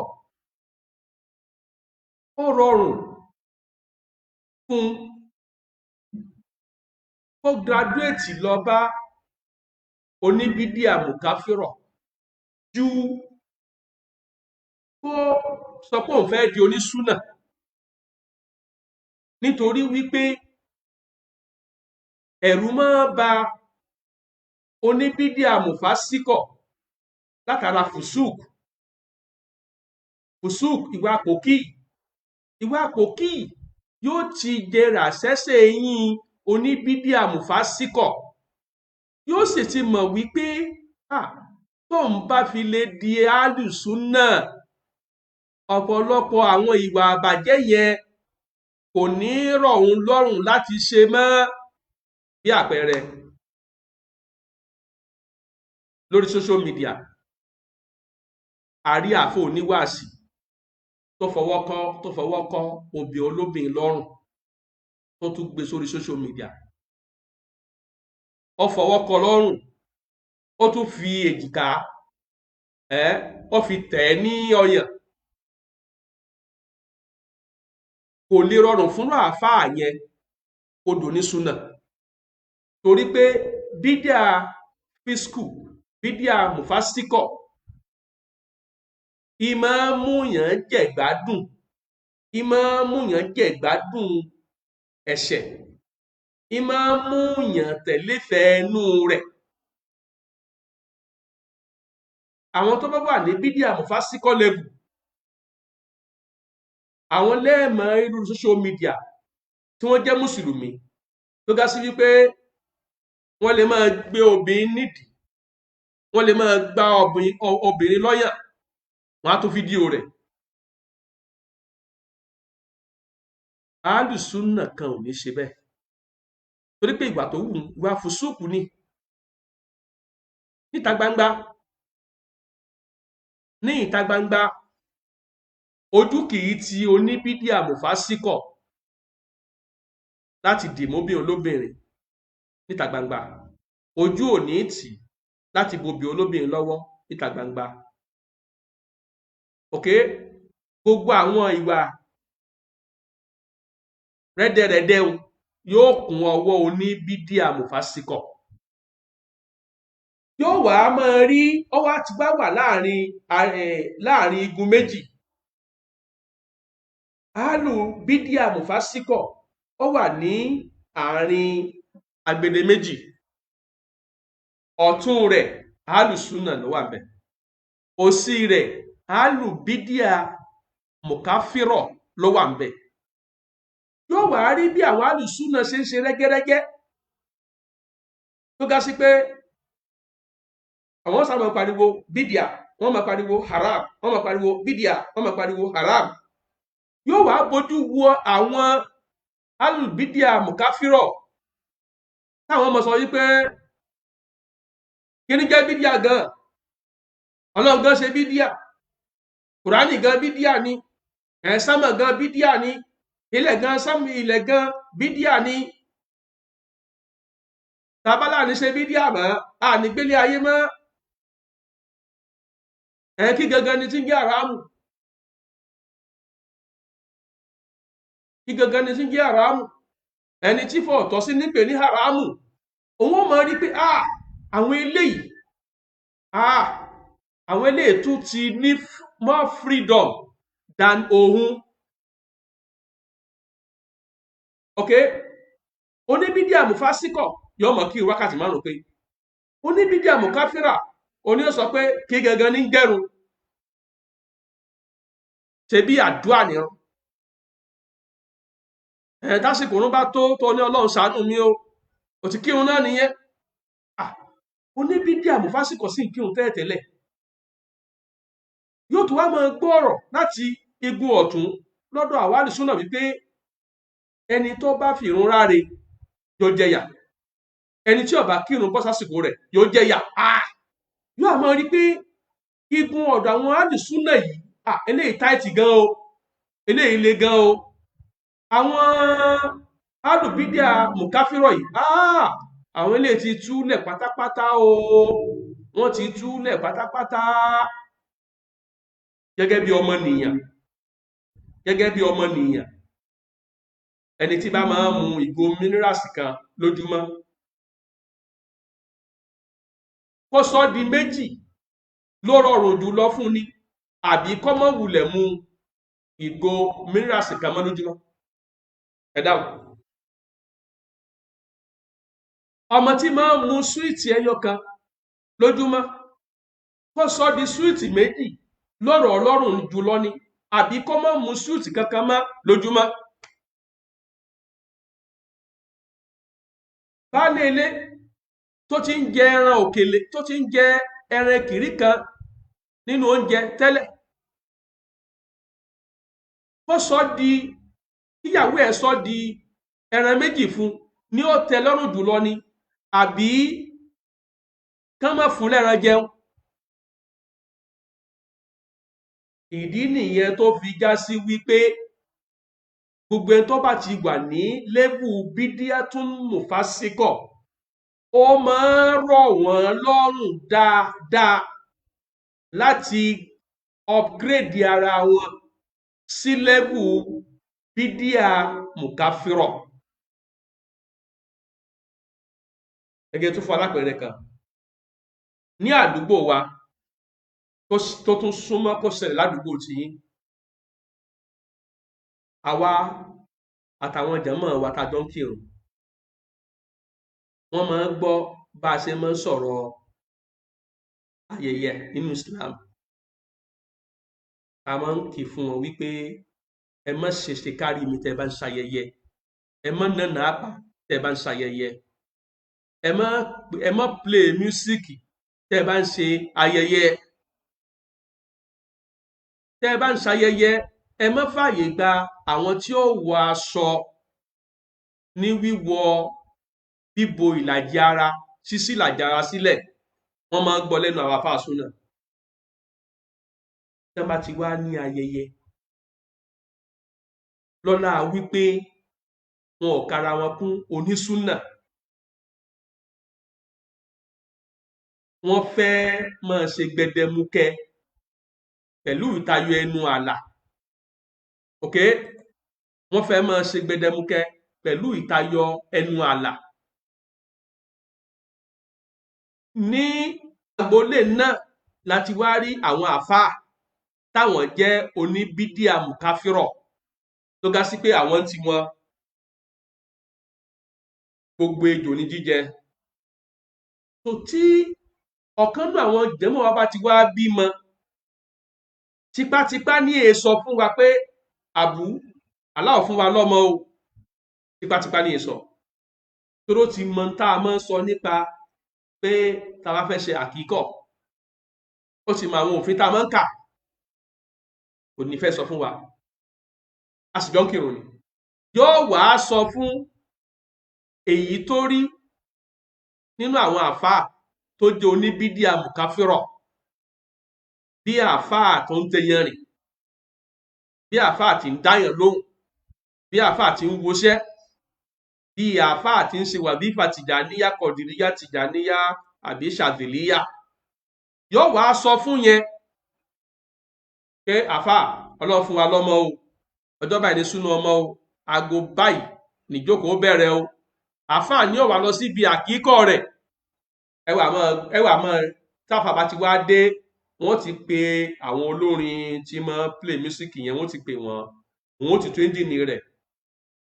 Táfà bá ti wá ń parí ìranu tiẹ̀ tó wáyé wá ṣe, tó gbowó ọpẹ́ tán, tó gbowó kútúbà tán, tó gbowó kọ́mọ́mọ́ gọ̀m tán, tó gbowó kí ọmú ìyọmọ kan, tó gbowó àforíjì òkú, tó gba tọ̀tún tó gba tòsì tán, tó dàápò, tó tún kó àmàlà jẹ, tó kù lójú agbo. Ibi tó ti ń jẹun lọ́wọ́ náà ni wọ́n ó ti bẹ̀rẹ̀ sí máa gbé mísíkì sí, torí pé wọ́n ti mọ̀ wípé àáfàá yẹn ya wèrè gbà wọn lọ, ọ̀rọ̀ lu òfin ju àwọn lọ. Ìdí tí ó fi gá sí pé òun ni wọ́n á pè nìyẹn, pé kó wá bá wọn ṣe ìjókòó àkíkọ̀ ni o, wòlímọ̀ ni o, akídù nìkà ni o, àti bẹ́ẹ̀ bẹ́ẹ̀ lọ. So ó yá oníbídíà mùfásíkọ̀ lára láti faratì sí ọ̀dọ̀ oníbídíà mùkáfírọ̀ ju kó faratì sí ọ̀dọ̀ onísùnà lọ. Àpẹẹrẹ míì tún rèé, oníbídíà mùfásíkọ̀ yóò ti máa gbọ́ lẹ́nu àfáà súnà wípé àìtẹ yanrìn o, àìtẹ yanrìn o, àìyẹ kádàrá wò o, tó bá fẹ́ dáwọ́lé nǹkan, ànábì kọ́ wa ní duawul istikhara, kó o sì gbàmọ̀ràn lọ́dọ̀ àwọn tó bá nímọ̀ nípa nǹkan tó fẹ́ ṣe, kó o ṣẹ̀ wá lọ ṣe istikhara kálá ò lè tọ́ ọ sọ́nà. Ohun tí ti ń gbọ́ lẹ́nu àfáà onísùnà nù. Ohun tí oníbídíà mùfásíkọ̀ ń gbọ́ lẹ́nu oníbídíà mùkáfírọ̀, òun ni wípé ìwọ tó o bá fẹ́ dáwọ́ léṣẹ́, àwọn ọ̀bọ̀ yẹ̀wò iṣẹ́ tó bá bá orí rẹ mu, àwọn sọ fún ọ. Ìwọ tí o bá fẹ́ ṣèrìn àjò, ìwọ tó bá fẹ́ fẹ́yàwó àbí tó fẹ́ lọ́kọ, àwọn ọ̀bọ̀ yẹ̀wò, àwọn ọ̀bọ̀ ọmọ bí ìràwọ̀ yín bá wà compatible. Ẹ dákun, ọ̀dọ̀ ta lẹ mọ̀ tó ní bídíà mùfásíkọ̀ lọ tó bá ní case, tó bá ní issue? Alùbídíà mùfásíkọ̀ ọ̀dọ̀ alùbídíà mùkáfírọ̀ ni ó lọ, ibẹ̀ ni ó lọ. So ló fi gá sí wípé ewu ló jẹ́ ká wá sọ pé irú àwọn oníbídíà mùfásíkọ̀ yìí wọn èsì sábà jẹ́ àfáà. Àárín àwọn oníbídíà mùkáfírọ̀ làáfàá ti máa pọ̀, làáfàá ti máa yapa. Àwọn oníbídíà mùkáfírọ̀ yìí, àárín wọn làáfàá máa sodo sí. Àwọn ní máa ń jẹ́ khalifa tọ̀ríkọ̀, àwọn ní máa ń jẹ́ bírú Sùlẹ̀mọ́ rọ́jí tẹ̀kọ́ náà mọ́ kí ó díẹ̀díẹ̀. So àárín àwọn bídíà mùkáfírọ̀ láti máa gbọ́ khalifa tọ̀ríkọ̀, ṣéwù tọ̀ríkọ̀, mùrídì tọ̀ríkọ̀. Àárín àwọn alùbídíà mùkáfírọ̀, àárín wọn ni ẹni tó mọ kéwú òdì máa pọ̀ sí. So agá sí pé kò wulẹ̀ likely kí abọ̀rìṣà kan tó fẹ́ gba Islam tàbí kìrìsìtẹ́nì kan tó fẹ́ gba ìsìláàmù kó wá gá sí pé ọ̀dọ̀ oníbídíà mùfásíkọ̀ ni ó múrílé, ọ̀dọ̀ oníbídíà mùkáfírọ̀ ni ó lọ. Kódà tó bá lọ bá oníbídíà mùfásíkọ̀ yóò ní àwọn ìsáfàǹtà wọn, ẹ jẹ́ kó mú in lọ bá bàbá wọn, bàbá Jálàbí. ó wẹ̀ sínú ìsìlámù. So àwọn bídíà mùkáfírọ̀ yìí àwọn ni máa ń jẹ́ ring leader fún àwọn ní bídíà mùfásíkọ̀. So tá a bá wá ń sọ wípé kí abọ̀rìṣà tó fẹ́ gba Islam tàbí Kristiẹni tó fẹ́ gba Islam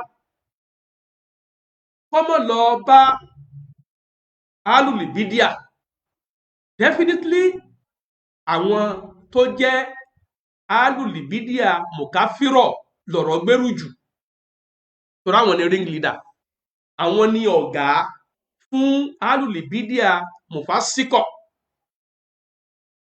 Mo rò pé ń gbọ́ mi yé tọ̀.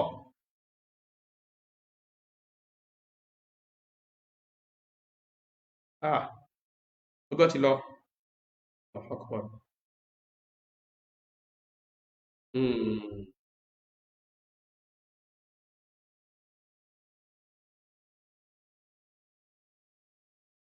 Àmọ́ nítorí pé àwọn èèyàn wọn ò mọ èròǹgbà mi lórí àkọlé náà wípé ẹ máa tún ìsìláàmù gbà ní ọ̀tun, wọn ò mọ̀ pé àwọn ní alùbídíà mùkáfírọ̀ àwọn ni ó jẹ́ àfojúsùn pé tó o bá lọ gba ìsìláàmù lọ́wọ́ oníbídíà mùkáfírọ̀, kèfèrí òwúlẹ̀ lè ṣe onísábàbí kó o jẹ́ mùsùlùmí. Kèfèrí kò lè jẹ́ sábàbí fún wọ láti di mùsùlùmí. So àwọn alùbídíà mùkáfírọ̀ yìí àwọn ni ring leader fún àwọn alùbídíà mùfásíkọ̀, àwọn ni.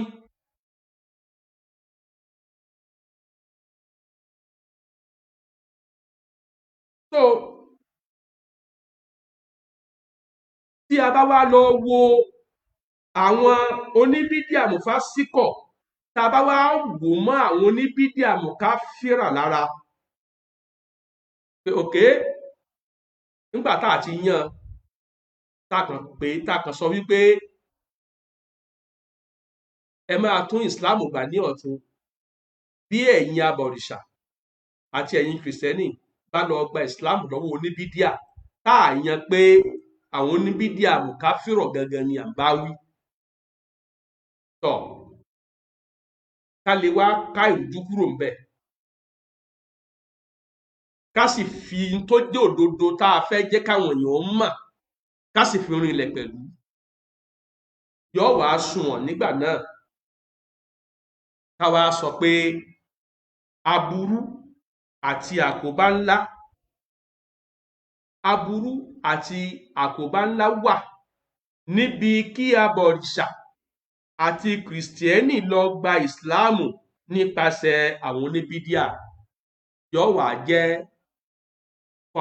wá jẹ́ alikọ́ọ̀lù alijami bayna alìlbídíà alìmùfásíkọ̀ wà alìlbídíà alìmùkàfírọ̀.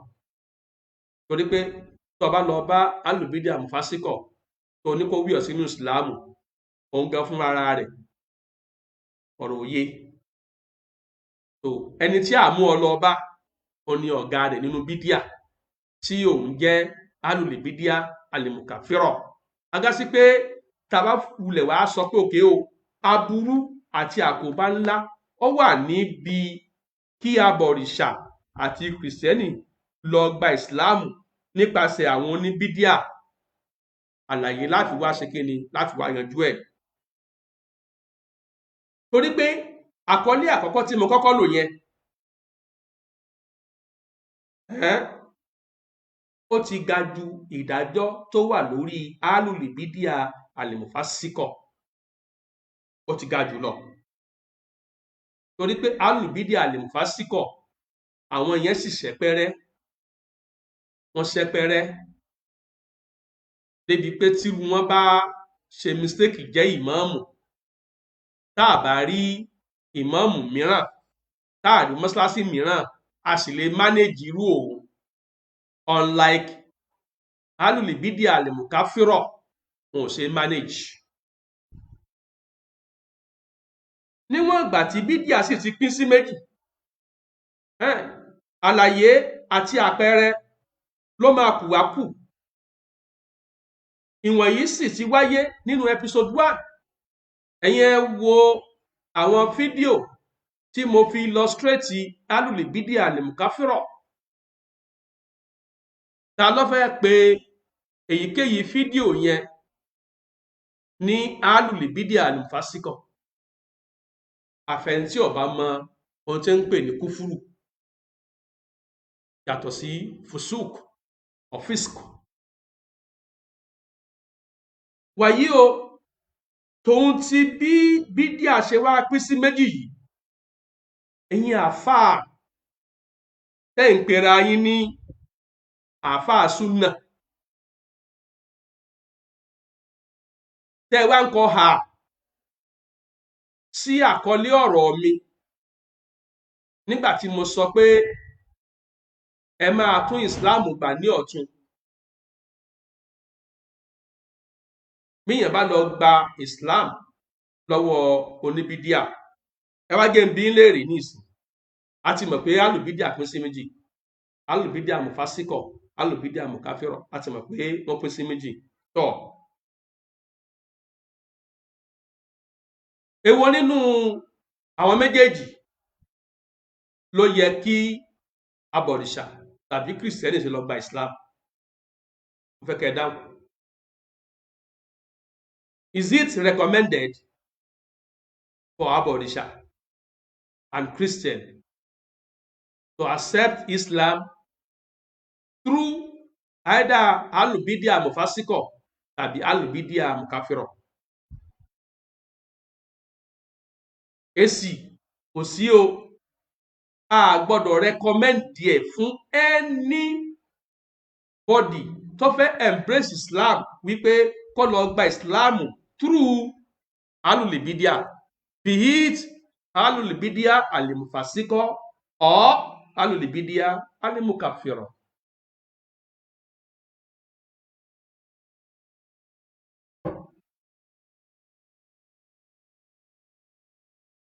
Kò sí bí ẹnìkan tó bá pe ara rẹ̀ ní àáfàá súnà àmọ́ tí kò gbà pé kò sí láìfí kankan níbi kí kèfèrí gba ìsìláàmù nípasẹ̀ àwọn igun méjèèjì nínú àwọn oníbídíà, tó bá ní kò sí láìfí bẹ́ẹ̀, ká tó lè mọ̀ pé ò ń sọ̀rọ̀,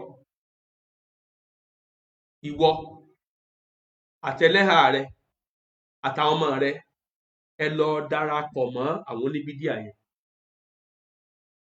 Yálà ó jẹ́ alùlìbídíà mùfásíkọ̀ ni o tàbí ó jẹ́ alùlìbídíà mùkáfírọ̀. Tẹ́ bá ti ní kò sí láìfí níbi kí ẹni tó fẹ́ gba Islam kó lọ gba Islam through alùlìbídíà, yálà alùlìbídíà mùfásíkọ̀ tàbí alùlìbídíà mùkáfírọ̀.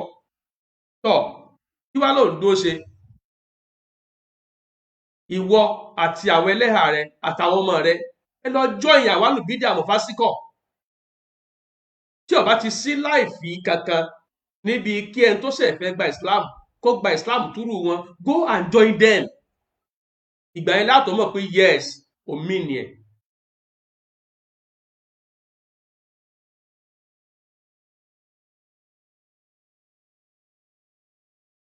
Okay? Tó o bá wá lè ṣe yẹn, o ò lo ọkọ méjì ju Mr. Dàrúdàpọ̀. Mr. Dàrúdàpọ̀ olóko tá mọ̀ pé ọ. Gbọ́dọ̀ bá fojú láìfí wo táìtù yẹn pé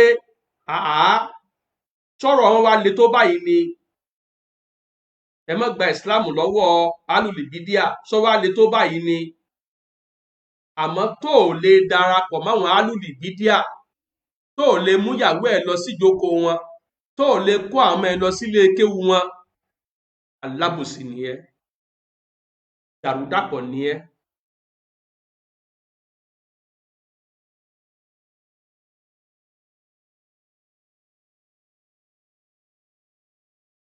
bákan náà bí ẹnìkan bá ń pe rẹ̀ ní bí ẹnìkan bá ń pe ara rẹ̀ ní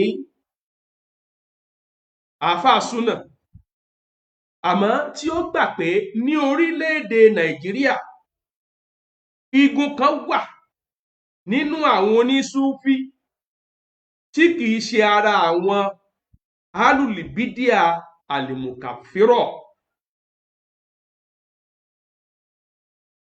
Bí a bá rí àáfàá kan tó ń pera rẹ̀ ní àáfàá súnà tàbí tí àwọn èèyàn ń pè ní àáfàá súnà tó sì ń dáhùn àmọ́ tó wá ń sọ fún wa wípé kì í ṣe gbogbo àwọn onísúfí ni á pè kèfèrí, àwọn oní bídíà pín méjì, àwọn bídíà mùkáfírà wà, bídíà mùfásíkọ̀ wà. You are in Nigeria, you are in Yoruba land, àmọ́rú àwọn súfí tó wà bẹ́ẹ̀. Tọ́ba wa ń sọ wípé kò sí alùlìbídíà mùkáfírọ̀ nínú ìsọ̀rí àwọn onísúfí tí ń bẹ ńlẹ̀ Yorùbá látàná tó fi dòní, kéde orúkọ wọn, kéde orúkọ igun onísúfí yẹn nílẹ̀ Yorùbá ní Nàìjíríà làwa wà, ilẹ̀ Yorùbá la wà tá ti ń sọ̀rọ̀ nípa alùlìbídíà. Àmọ́ tó ń ṣẹlẹ̀ ní orílẹ̀-èdè mìíràn, àwa tá a jọ wà nílùú lájọ ń fara kínra. Kò wá ń sọ ní ìsìn wípé àáfàá súnà ní ọ́, ó sì ń sọ wípé kìí ṣe gbogbo onísúfí ní kèfèrí, kìí ṣe gbogbo onísúfí ló ṣe bídíà wọ kèfèrí. Àjọ níyàn, àwa náà gbà wípé bídíà pín, pé a rí ohun bídíà tó jẹ́ bídíà mùfásíkọ̀, a rí oníbídíà tó jẹ́ oníbídíà mùkáfírọ̀. Now mo wá wà pàtíkúlà pẹ̀lú àwọn súfí torí pé mo gbọ́ táwọn kan sọ nù yín wípé kìí ṣe gbogbo súfí ní kèfèrí. Àwọn wo ni ẹ ṣe kèfèrí nínú àwọn súfí ilẹ̀ Yorùbá? Just tell us. Tell us. Torí àwọn tẹ́mi rí alùlìbídíà mùkáfírọ̀ ni wọ́n. Àwọn tí mo sì rí, I can say it anywhere, I can defend it anywhere. I will defend it with their books, with their references, versus Islamic references, to prove, to establish that Ahlu Tijaniyah, Ahlu Qadiriyah, Ahlu Shadhiliyyah, they are all Ahlul-Bid'ah, Al-Mukaffir. Once you are Ahlu Tariqah, gbọ́yé dáadáa, kìí kàn ṣe ẹnìkan tó wọ mọ́ṣáláṣí tó kí mọ́gíbì tán, wọ́n wá rà wọn kan, wọ́n wá rà wọn Ahlu Tijaniyah àbọ̀ ń Qadiriyah, wọ́n ń ṣèrànú wọn, lọ́ wá wò wípé ẹgbẹ́ ọkọ̀ náà ni wọ́n ń dá, wọ́n sì sọ sàlátù fànàbí, ẹjọ́ náà jókòó tì wọ́n, èyí tó ń bá mọ̀ nù nǹkan tí wọ́n ń wí kó náà mọ̀ bá wọn wí. Kìí ṣe irú yẹn là ń sọ àfà, kìí ṣe irú ẹni yẹn là ń sọ. Kódà àwọn onísúfí ò ká mára wọn torí pé kò tí ì gbọ́wọ́, kò tí ì gba ìdìní, bìdúùnì ìdìní, bìdúùnì ọwọ́ láyẹ̀kùnù ìmúrúhùn mùrídan fi tọ̀ríkọ̀ tìjàníyà àwìtọ̀ríkọ̀ kọ̀dìríyà àwìtọ̀ríkọ̀ ṣàdìlíyà. If you are not initiated into tọ̀ríkọ̀, you are not a bona fide Ahlu Tariqah. They regard you as a somebody who goes to school but has no name in the register.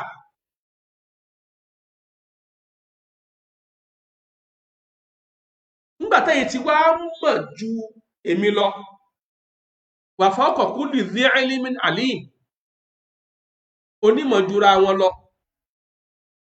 Nílẹ̀ Yorùbá má lọ gbé ti Libya wá, má lọ gbé ti India wá, má lọ gbé ti Cameroon wá. I am particular with Nigeria, the Nigerian Muslims. Mo sì ti sọ nú àlàyé mi wípé mo wà nínú àwọn tó gbà pé bídíà pín sí bídíà mufasíkọ àti bídíà mukafirọ. So no argument about that. But the argument here is that ẹ̀yin sọ pé kì í ṣe gbogbo àwọn onísúfí tó wà ní Nàìjíríà, tó wà nílẹ̀ Yorùbá, kì í ṣe gbogbo wọn ni wọ́n ṣe jẹ́ alùlìbídíà àlèmùkáfírọ̀. Èmi ń sọ pé no, èmi ò rí ẹnìkan nínú alùtọ̀ríkọ̀ tìjàníyà tí ò kó sínú bídíà mùkáfírọ̀. Èmi ò rí ẹnìkan nínú alùtọ̀ríkọ̀ kọ̀dìríyà tí ò kó sínú bídíà mùkáfírọ̀. Èmi ò rí ẹnìkan nínú alùtọ̀ríkọ̀ ṣàdìlíyà tí ò kó sínú bídíà mùkáfírọ̀, torí wípé àkídà wọn àkídà tó mùkáfírọ̀, ìbádà wọn ìbádà tó mùkáfírọ̀. Prove me wrong, please. If I'm wrong, prove me wrong if I'm wrong. Tí ó bá dá ìwọ lójú wípé àwọn onísúfì kan bẹ o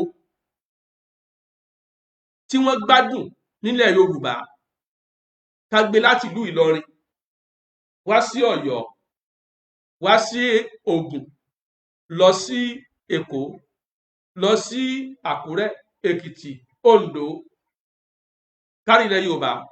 Àwọn onísúfì kan bẹ tí wọ́n gbádùn tó ga sí pé lọ́dọ̀ tiẹ̀ ó tiẹ̀ wulẹ̀ lè pè wọ́n ní alùbídíà mufasíkọ̀. Let us know them. And once they are not alùbídíà mufasíkọ̀, then they are alisunnah. Let us know them. Name them. Jẹ́ ká mọ orúkọ tọ̀ríkọ̀ tiwọn, so that a lè sọ fáwọn èèyàn wípé tọ̀ríkọ̀ súfì kan bẹ nílẹ̀ Yorùbá o tó jẹ́ alùsúnà pọ́nbélé. tó ẹ̀yin ènìyàn ẹ lọ join wọn, a lè sọ fún wọn bẹ́ẹ̀. Bákan náà, I need from you láti sọ fún ayé pé nílẹ̀ Yorùbá o, ní Nàìjíríà yìí o, àwọn alùtìjàníyà, àwọn alùkọ̀dìríyà, àwọn alùṣàdìlíyà, part of them is alubidia mufasiko and part of them is alubidia mukafiro. Kó wá jẹ́ ká mọ àwọn tó wà ní category 1, kó sì jẹ́ ká mọ àwọn tó wà ní category 2. Yóò sáà ní bá ṣe dá wọn mọ̀, since tó ti gbà wípé alubidia mufasiko wà nínú tọ̀ríkọ̀ tìjàníyà, kọ̀dìríyà, ṣàdìlíyà. Torí pé àwọn tó ju àwa lọ tá à ń kọ́ ẹ̀kọ́ ìmọ̀ lọ́dọ̀ wọn, wọ́n wọ́gi lé tọ̀ríkọ̀ tìjàníyà bìlìkùlíyà, wọ́n wọ́gi lé tọ̀ríkọ̀ kọ̀dìríyà bìlìkùlíyà, wọ́n wọ́gi lé tọ̀ríkọ̀ ṣàdìlíyà bìlìkùlíyà. So ibi tẹ́ ẹ bá ti wá mú tẹ̀bùrìndì wá, tẹ̀bùrìndíyà, tẹ́ ẹ fẹ́ pọ̀ sámọ̀ wọn sí pé nínú tìjàníyà o, kọ̀dìríyà o, ṣàdìlíyà o, alùlìbídíà mufasíkọ̀ wà o, ẹ jẹ́ ká mọ irú àwọn yẹn, ká wá mọ àkídà wọn tí wọ́n fi jẹ́ alùbídíà mufasíkọ̀. Èyí táwa mọ̀ ni pé tuhum min ahli alibidia alimukafiro. Hadha alladhi qala bihi al-ulama. Lágínà àdáìmà lọ sáàṣì fún, ló fi já sí pé bí ọjọ́ mélòó bí oṣù mélòó sẹ́yìn tí mò ń discuss àwọn Súfì akafatiwa lórí ṣáà lè kírun lẹ́yìn wọn, ṣáà lè kírun sí wọn lára, ṣáà lè tọrọ àforíjì fún wọn. Èsì táwọn àfáà mú wá ní la nusalli khalfahum wa la nusalli alayhim wa la nastaghfirullaha lahum.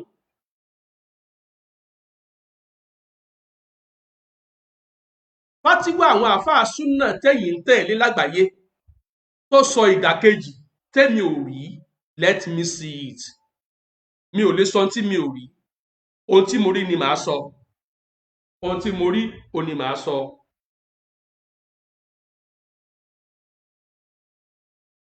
Nítorí náà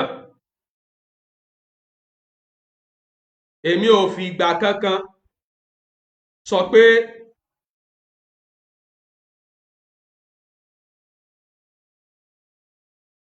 mi ò fìgbà kankan kó gbogbo Súfì àgbáyé papọ̀.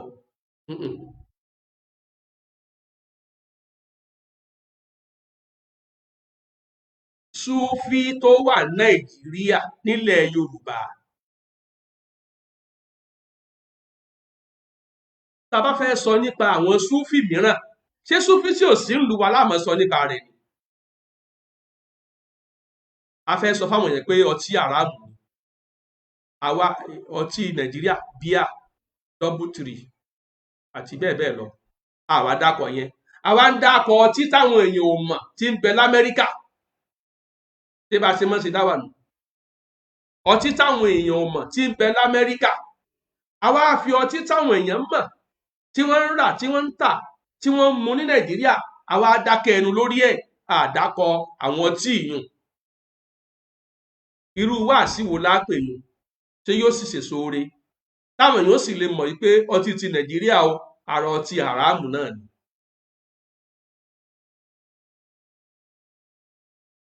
Àwọn kan sọ pé mo ní kán má gba ìsìláàmù lọ́wọ́ àwọn alólùbídíà, ṣé kán má gba ìsìláàmù lọ́wọ́ rẹ? Lọ gbọ́ prógámù yẹn dáadáa.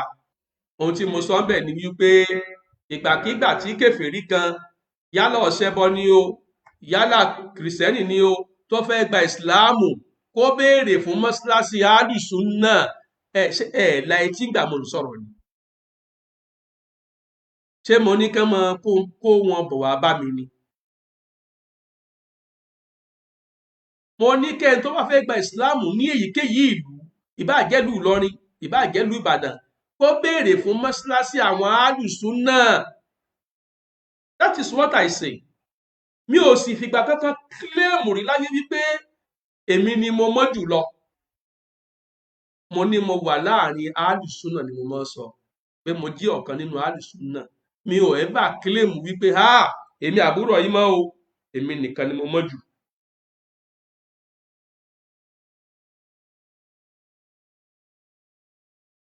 So ohun tí mo sọ tí mo sì wà lórí rẹ̀ ni pé kò lẹ́tọ̀ọ́ fún kèfèrí nínú irú àwùjọ yìí pé kó lọ gba ìsìláàmù nípasẹ̀ àwọn oníbídíà dípò àwọn onísúnà. Wọ́n lè lẹ́lẹ̀ hàm, àwọn súnà sì ti wà káàkiri stéètì. Wọ́n lè kéré ìlú kan, wọ́n lè pọ̀ ìlú kan. Nílùú Ìbàdàn wọ́n pọ̀, nílọrin wọ́n pọ̀, l'Ékòó wọ́n pọ̀. Àwọn bíi ọ̀nà Àkókò, Kàrẹ́ nǹkankan wọ́n kéré ń bẹ̀. Àmọ́ bó ti wulẹ̀ kí ó kéré mọ́, let them know wípé ìgbàkígbà tí wọ́n bá fẹ́ gba ìsìláàmù, they should ask of Ahlus-Sunnah Masjid. They should ask for Ahlus-Sunnah Afa. Torí pé aburú ńlá àti àkóbá ńlá ni wọ́n kàn tí wọ́n bá fi lè gba ìsìláàmù túrú àwọn oníbídíà wọ̀nyí. Gbọ́ tí Yorùbá máa ń sọ pé ẹni tó ti sun ti ẹ̀ jóná yóò kóná mọ́ tẹlòmíì. Àwọn alùlùbídíà lèmùkáfírọ̀ bí àwọn Tìjàníyà, bí àwọn oníkọ̀dìríyà, bí àwọn oníṣàdìlíyà, bí àwọn Ahmadiyyah, bí àwọn Shia, ìyẹn àwọn Shia Nusairiyya, Ismailiyya, Imamiyya, Ja'fariyya. Okay? Ta tún dà pè ní Rọ́fídọ̀. Gbogbo wọn pátápátá wà nínú ẹni tó ti sun tiwọn jóná lórí ọ̀rọ̀ ẹ̀sìn. Wọ́n ti sun tiwọn jóná, ó ti jóná, ó ti dẹ́rú. Tí wọn náà bá wá lọ gbé ẹ̀sìn ẹ bá wọn bọ̀ kó náà mọ̀ ni. Tẹ́mi ọ̀wà máa wòran kí máa bá innocent fellow Muslim tó wọ́n ti ẹ̀fẹ̀ kan tí mọ̀ wípé kìnnìkan mẹ́ ti jẹ́ bídíà. Ọmọ kan tí ń jẹ́ bídíà. Tí ò tí ì mọ ọ̀tún yàtọ̀ sí òsì, ọ̀wọ́ pé Musa fẹ́ gba Islam, mo fẹ́ gba Islam nìkan ló wà ní orí ọkàn rẹ̀. Ó wá lọ gba wrong way wọlé. Tó bá ti gba wrong way wọlé, wọn ò ní ṣílẹ̀kùn fún láti jáde. Wọ́n á mú mọ́lẹ̀ ni. Pápápá wọ́n sọ di ṣéyá tó bá lóbìnrin. Pápápá tó bá jọkùnrin wọ́n sọ di ṣéwù.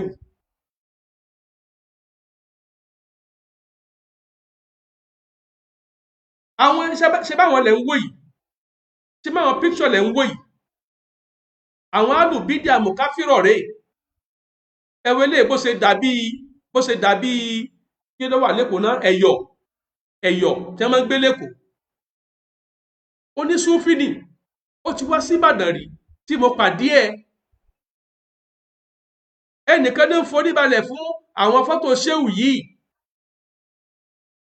Nígbà tí Kristiẹni kúrò níbi kó forí balẹ̀ fún àgbélébù, tí ó tún wá gbọ̀dọ̀ ń súnfì wọnú Ìsìláàmù, yóò tún wá máa forí balẹ̀ fún ṣéwù Tìjání, yóò máa forí balẹ̀ fún àwọn Ibrahim Niyasi, yóò máa forí balẹ̀ fún bàbá Kúlálà, bàbá Kòbókò, yóò máa forí balẹ̀ fún àwọn wèrè èṣù tó ń pera wọn ní wèrè ọlọ́. Àwa àlájúlẹ̀ no. Wọ́n tó bá gbà láàfin di. Ohun tó sì gbà náà ni wípé ká create awareness, ká orientate ìlú wa ti dàgbà wọ pé àwọn alùsùnà wà nínú ìlú. Ẹ wo eléyìí, ẹ wá dùn tẹ̀sùnbà tó kó sọ́rùn. Kí Kìrìsìtẹ́nì tí ó gá sí pé rosary ẹyọ kan ló fi kọ́rùn kó lóun fẹ́ gba ìsìláàmù lọ́dọ̀ ọrú eléyìí, ṣé ẹ mọ̀ pé yóò sọ fún pé kó lọ kó gbogbo tẹ̀sùnbà ayé sọ́rùn ni. Ẹ tún wo eléyìí bó ṣe rí. Ṣérú àwọn tíyàn máa ń gba ìsìláàmù túrú wọn ni. A fẹ́ kí innocent person kó fall victim of bidia alimukafiro. Òní atótónu mi. I'm not claiming that I am the best. No. But I am among Ahlus-Sunnah. And mind you, Ahlus-Sunnah òní alifirikọ an-Najiyyah al-Mansura. Ahlus-Sunnah nìkan ni alifirikọ an-Najiyyah al-Mansura. Igun Ahlus-Sunnah nínú ogun mùsùlùmí, àwọn nìkan ni igun tí ó là, igun tí ó rí àrànṣe Ọlọ́run. So ní gbogbo ẹ̀yin alùbídíà tí gbogbo yín tẹ́ ẹ jẹ́ 72 yẹn, ẹ lè borí igun ẹyọ kan tó jẹ́ Ahlus-Sunnah. Ẹ̀yin ó Ṣíà, ẹ parapọ̀ máwọn Súfí, ẹ parapọ̀ máwọn Ahmadiyyah, ẹ parapọ̀ máwọn oníjàlábí, ẹ parapọ̀ mọ́ àwọn àfáà tí ń jẹ nǹkan wò. Gbogbo yín ẹ parapọ̀ lórí àwa Ahlus-Sunnah. Àwa la máa rẹ́yìn yín ní Nàìjíríà, àwa la máa rẹ́yìn yín nílẹ̀ Yorùbá, torí pé àwa ò ní àdíìsì ròyìn wípé al-firqa an-Najiyyah al-Mansura. Ní ìparí, Jamiu Adégúnwà, Jamiu Adégúnwà, níbo lo wà? Ẹ bá mi pè é. Mo ní gbólóhùn tí mo fẹ́ bá sọ. mo ní gbólóhùn tí mo fẹ́ bá Jamiu Adégúnwà sọ. Jamiu Adégúnwà, mo mọ̀ rí fídíò rẹ̀ tó pe àkọlé rẹ̀ ní warning to Aburu Mikael. Ẹ̀kọ́ yẹni lèmi jẹ́, èmi ṣe ẹ̀kọ́ yẹmí, má ṣe mistake yẹn mọ́. Mọ́dẹ̀ tó proof how ignorant you are kó o sọ Mikael di Mukaila. Òun fi ń ha ayé ni pé ignorant ni ẹ́. Ó fi ń ha ayé pé ignorant tá a pè ọ́ òun náà ló sì jẹ́. O ò tí ì kúrò ní basement level tó wà. I am Aburu A. When you want to call my name, pronounce it properly. Pronounce it properly. I am Aburu Mikael. Ẹ̀kọ́ yẹni ọmọ Abdulrahim Mọ́tànmí. That is my full name. Torí tèmi bá fẹ́ pè ẹ́, wọ́n máa ń sọ pé Jamiu Adégúnwà. Èmi ò ní ṣe bíi aláìnímọ̀ kí n wá pe Jamiu ní bí àwọn aláìmọ̀kan ṣe máa ń pè ẹ́. Má pè mí bí àwọn aláìmọ̀kan ṣe máa ń pe Mikael níjọ́. Wọ́n tó ò bá gbọ́ tó yé pè mí bẹ́ẹ̀, ó takú sí basement ignorance ni. Kò sì sí ní ta fẹ́ ṣe sí. Lẹ́yìn pé mo ti dọ́ ọ lẹ́kọ̀ọ́ wípé this is how you pronounce my name. I am Aburu Mikael. Ẹ̀kọ́ yẹni ọmọ Abdulrahim Mọ́tànmí. Gẹ́gẹ́ point number 1. Point number 2 ó ní wípé o threaten mi nígbà tó ń sọ pé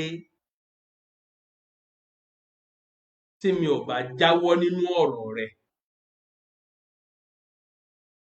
ó sọ ọ̀rọ̀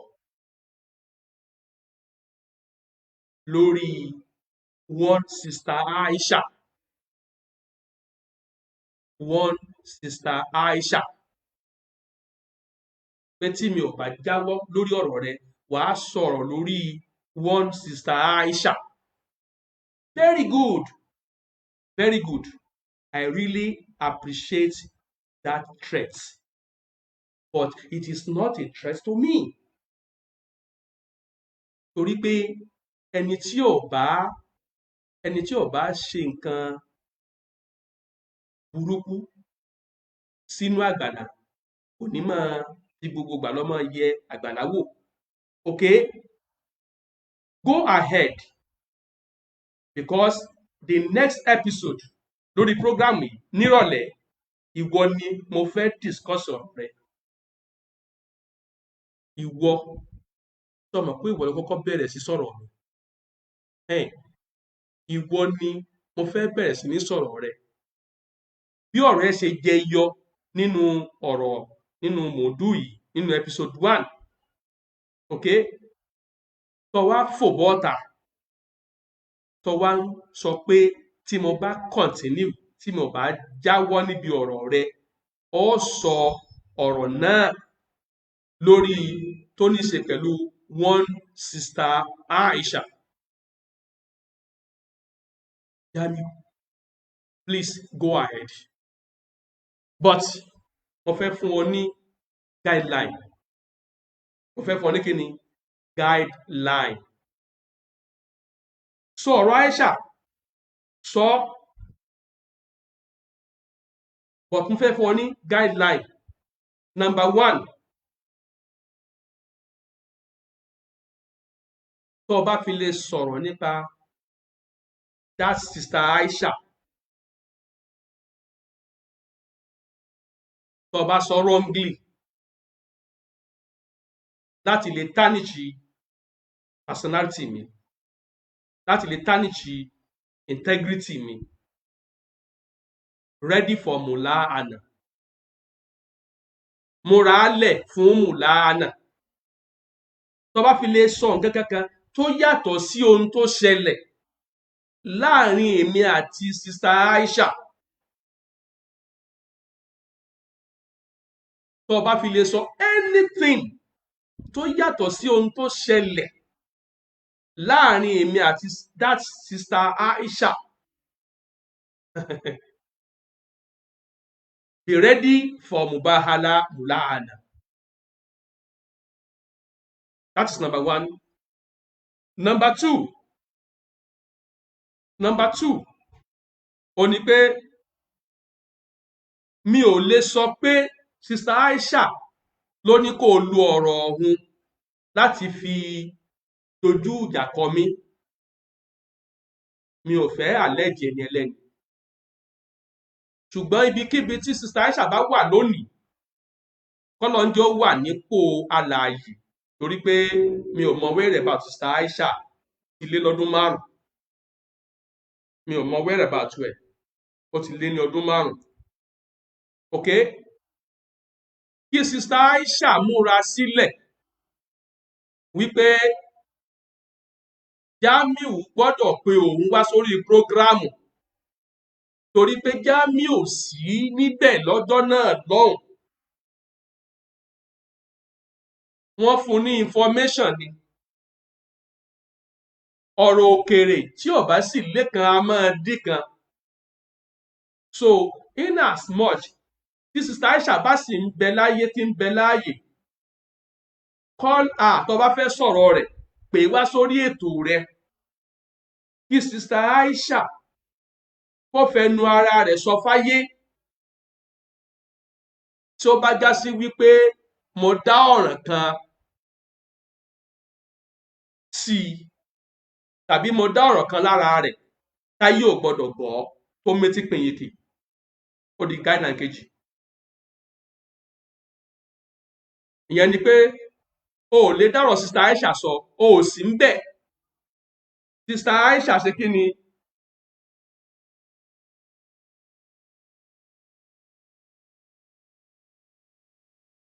Sista, mo ń bọ̀ o, ẹnìkan ń pè mí. Salaam alaikum. Ayakumullah. Náà, ṣe àfáà jígini nìyẹn?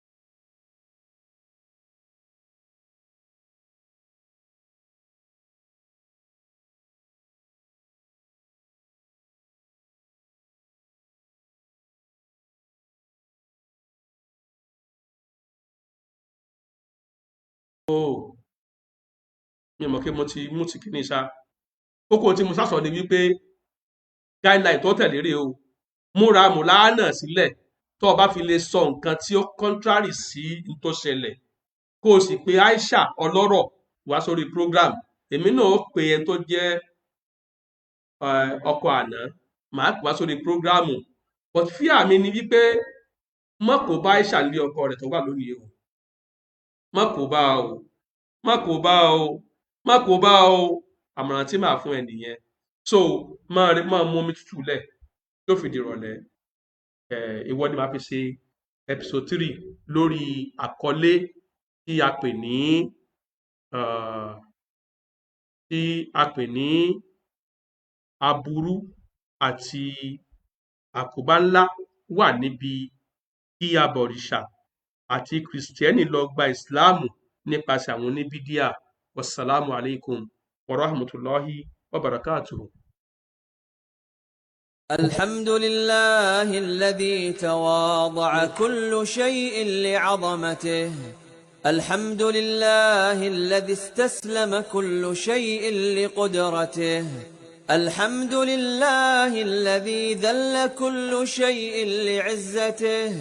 الحمد لله الذي خضع كل شيء لملكه. الحمد لله الذي أرسل محمدا صلى الله عليه وسلم شفيعا لأمته.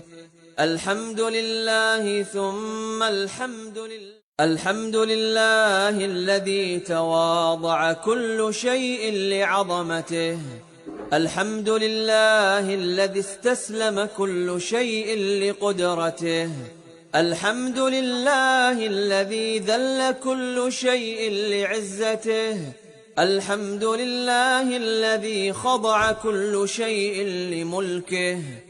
الحمد لله الذي أرسل محمدا صلى الله عليه وسلم شفيعا لأمته. الحمد لله ثم الحمد لله. الحمد لله الذي تواضع كل شيء لعظمته. الحمد لله الذي استسلم كل شيء لقدرته. الحمد لله الذي ذل كل شيء لعزته. الحمد لله الذي خضع كل شيء لملكه. الحمد لله الذي أرسل محمدا صلى الله عليه وسلم شفيعا لأمته.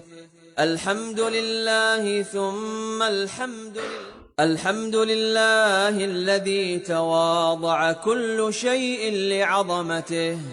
الحمد لله الذي استسلم كل شيء لقدرته. الحمد لله الذي ذل كل شيء لعزته. الحمد لله الذي خضع كل شيء لملكه. الحمد لله الذي أرسل محمدا صلى الله عليه وسلم شفيعا لأمته. الحمد لله ثم الحمد لله. الحمد لله الذي تواضع كل شيء لعظمته.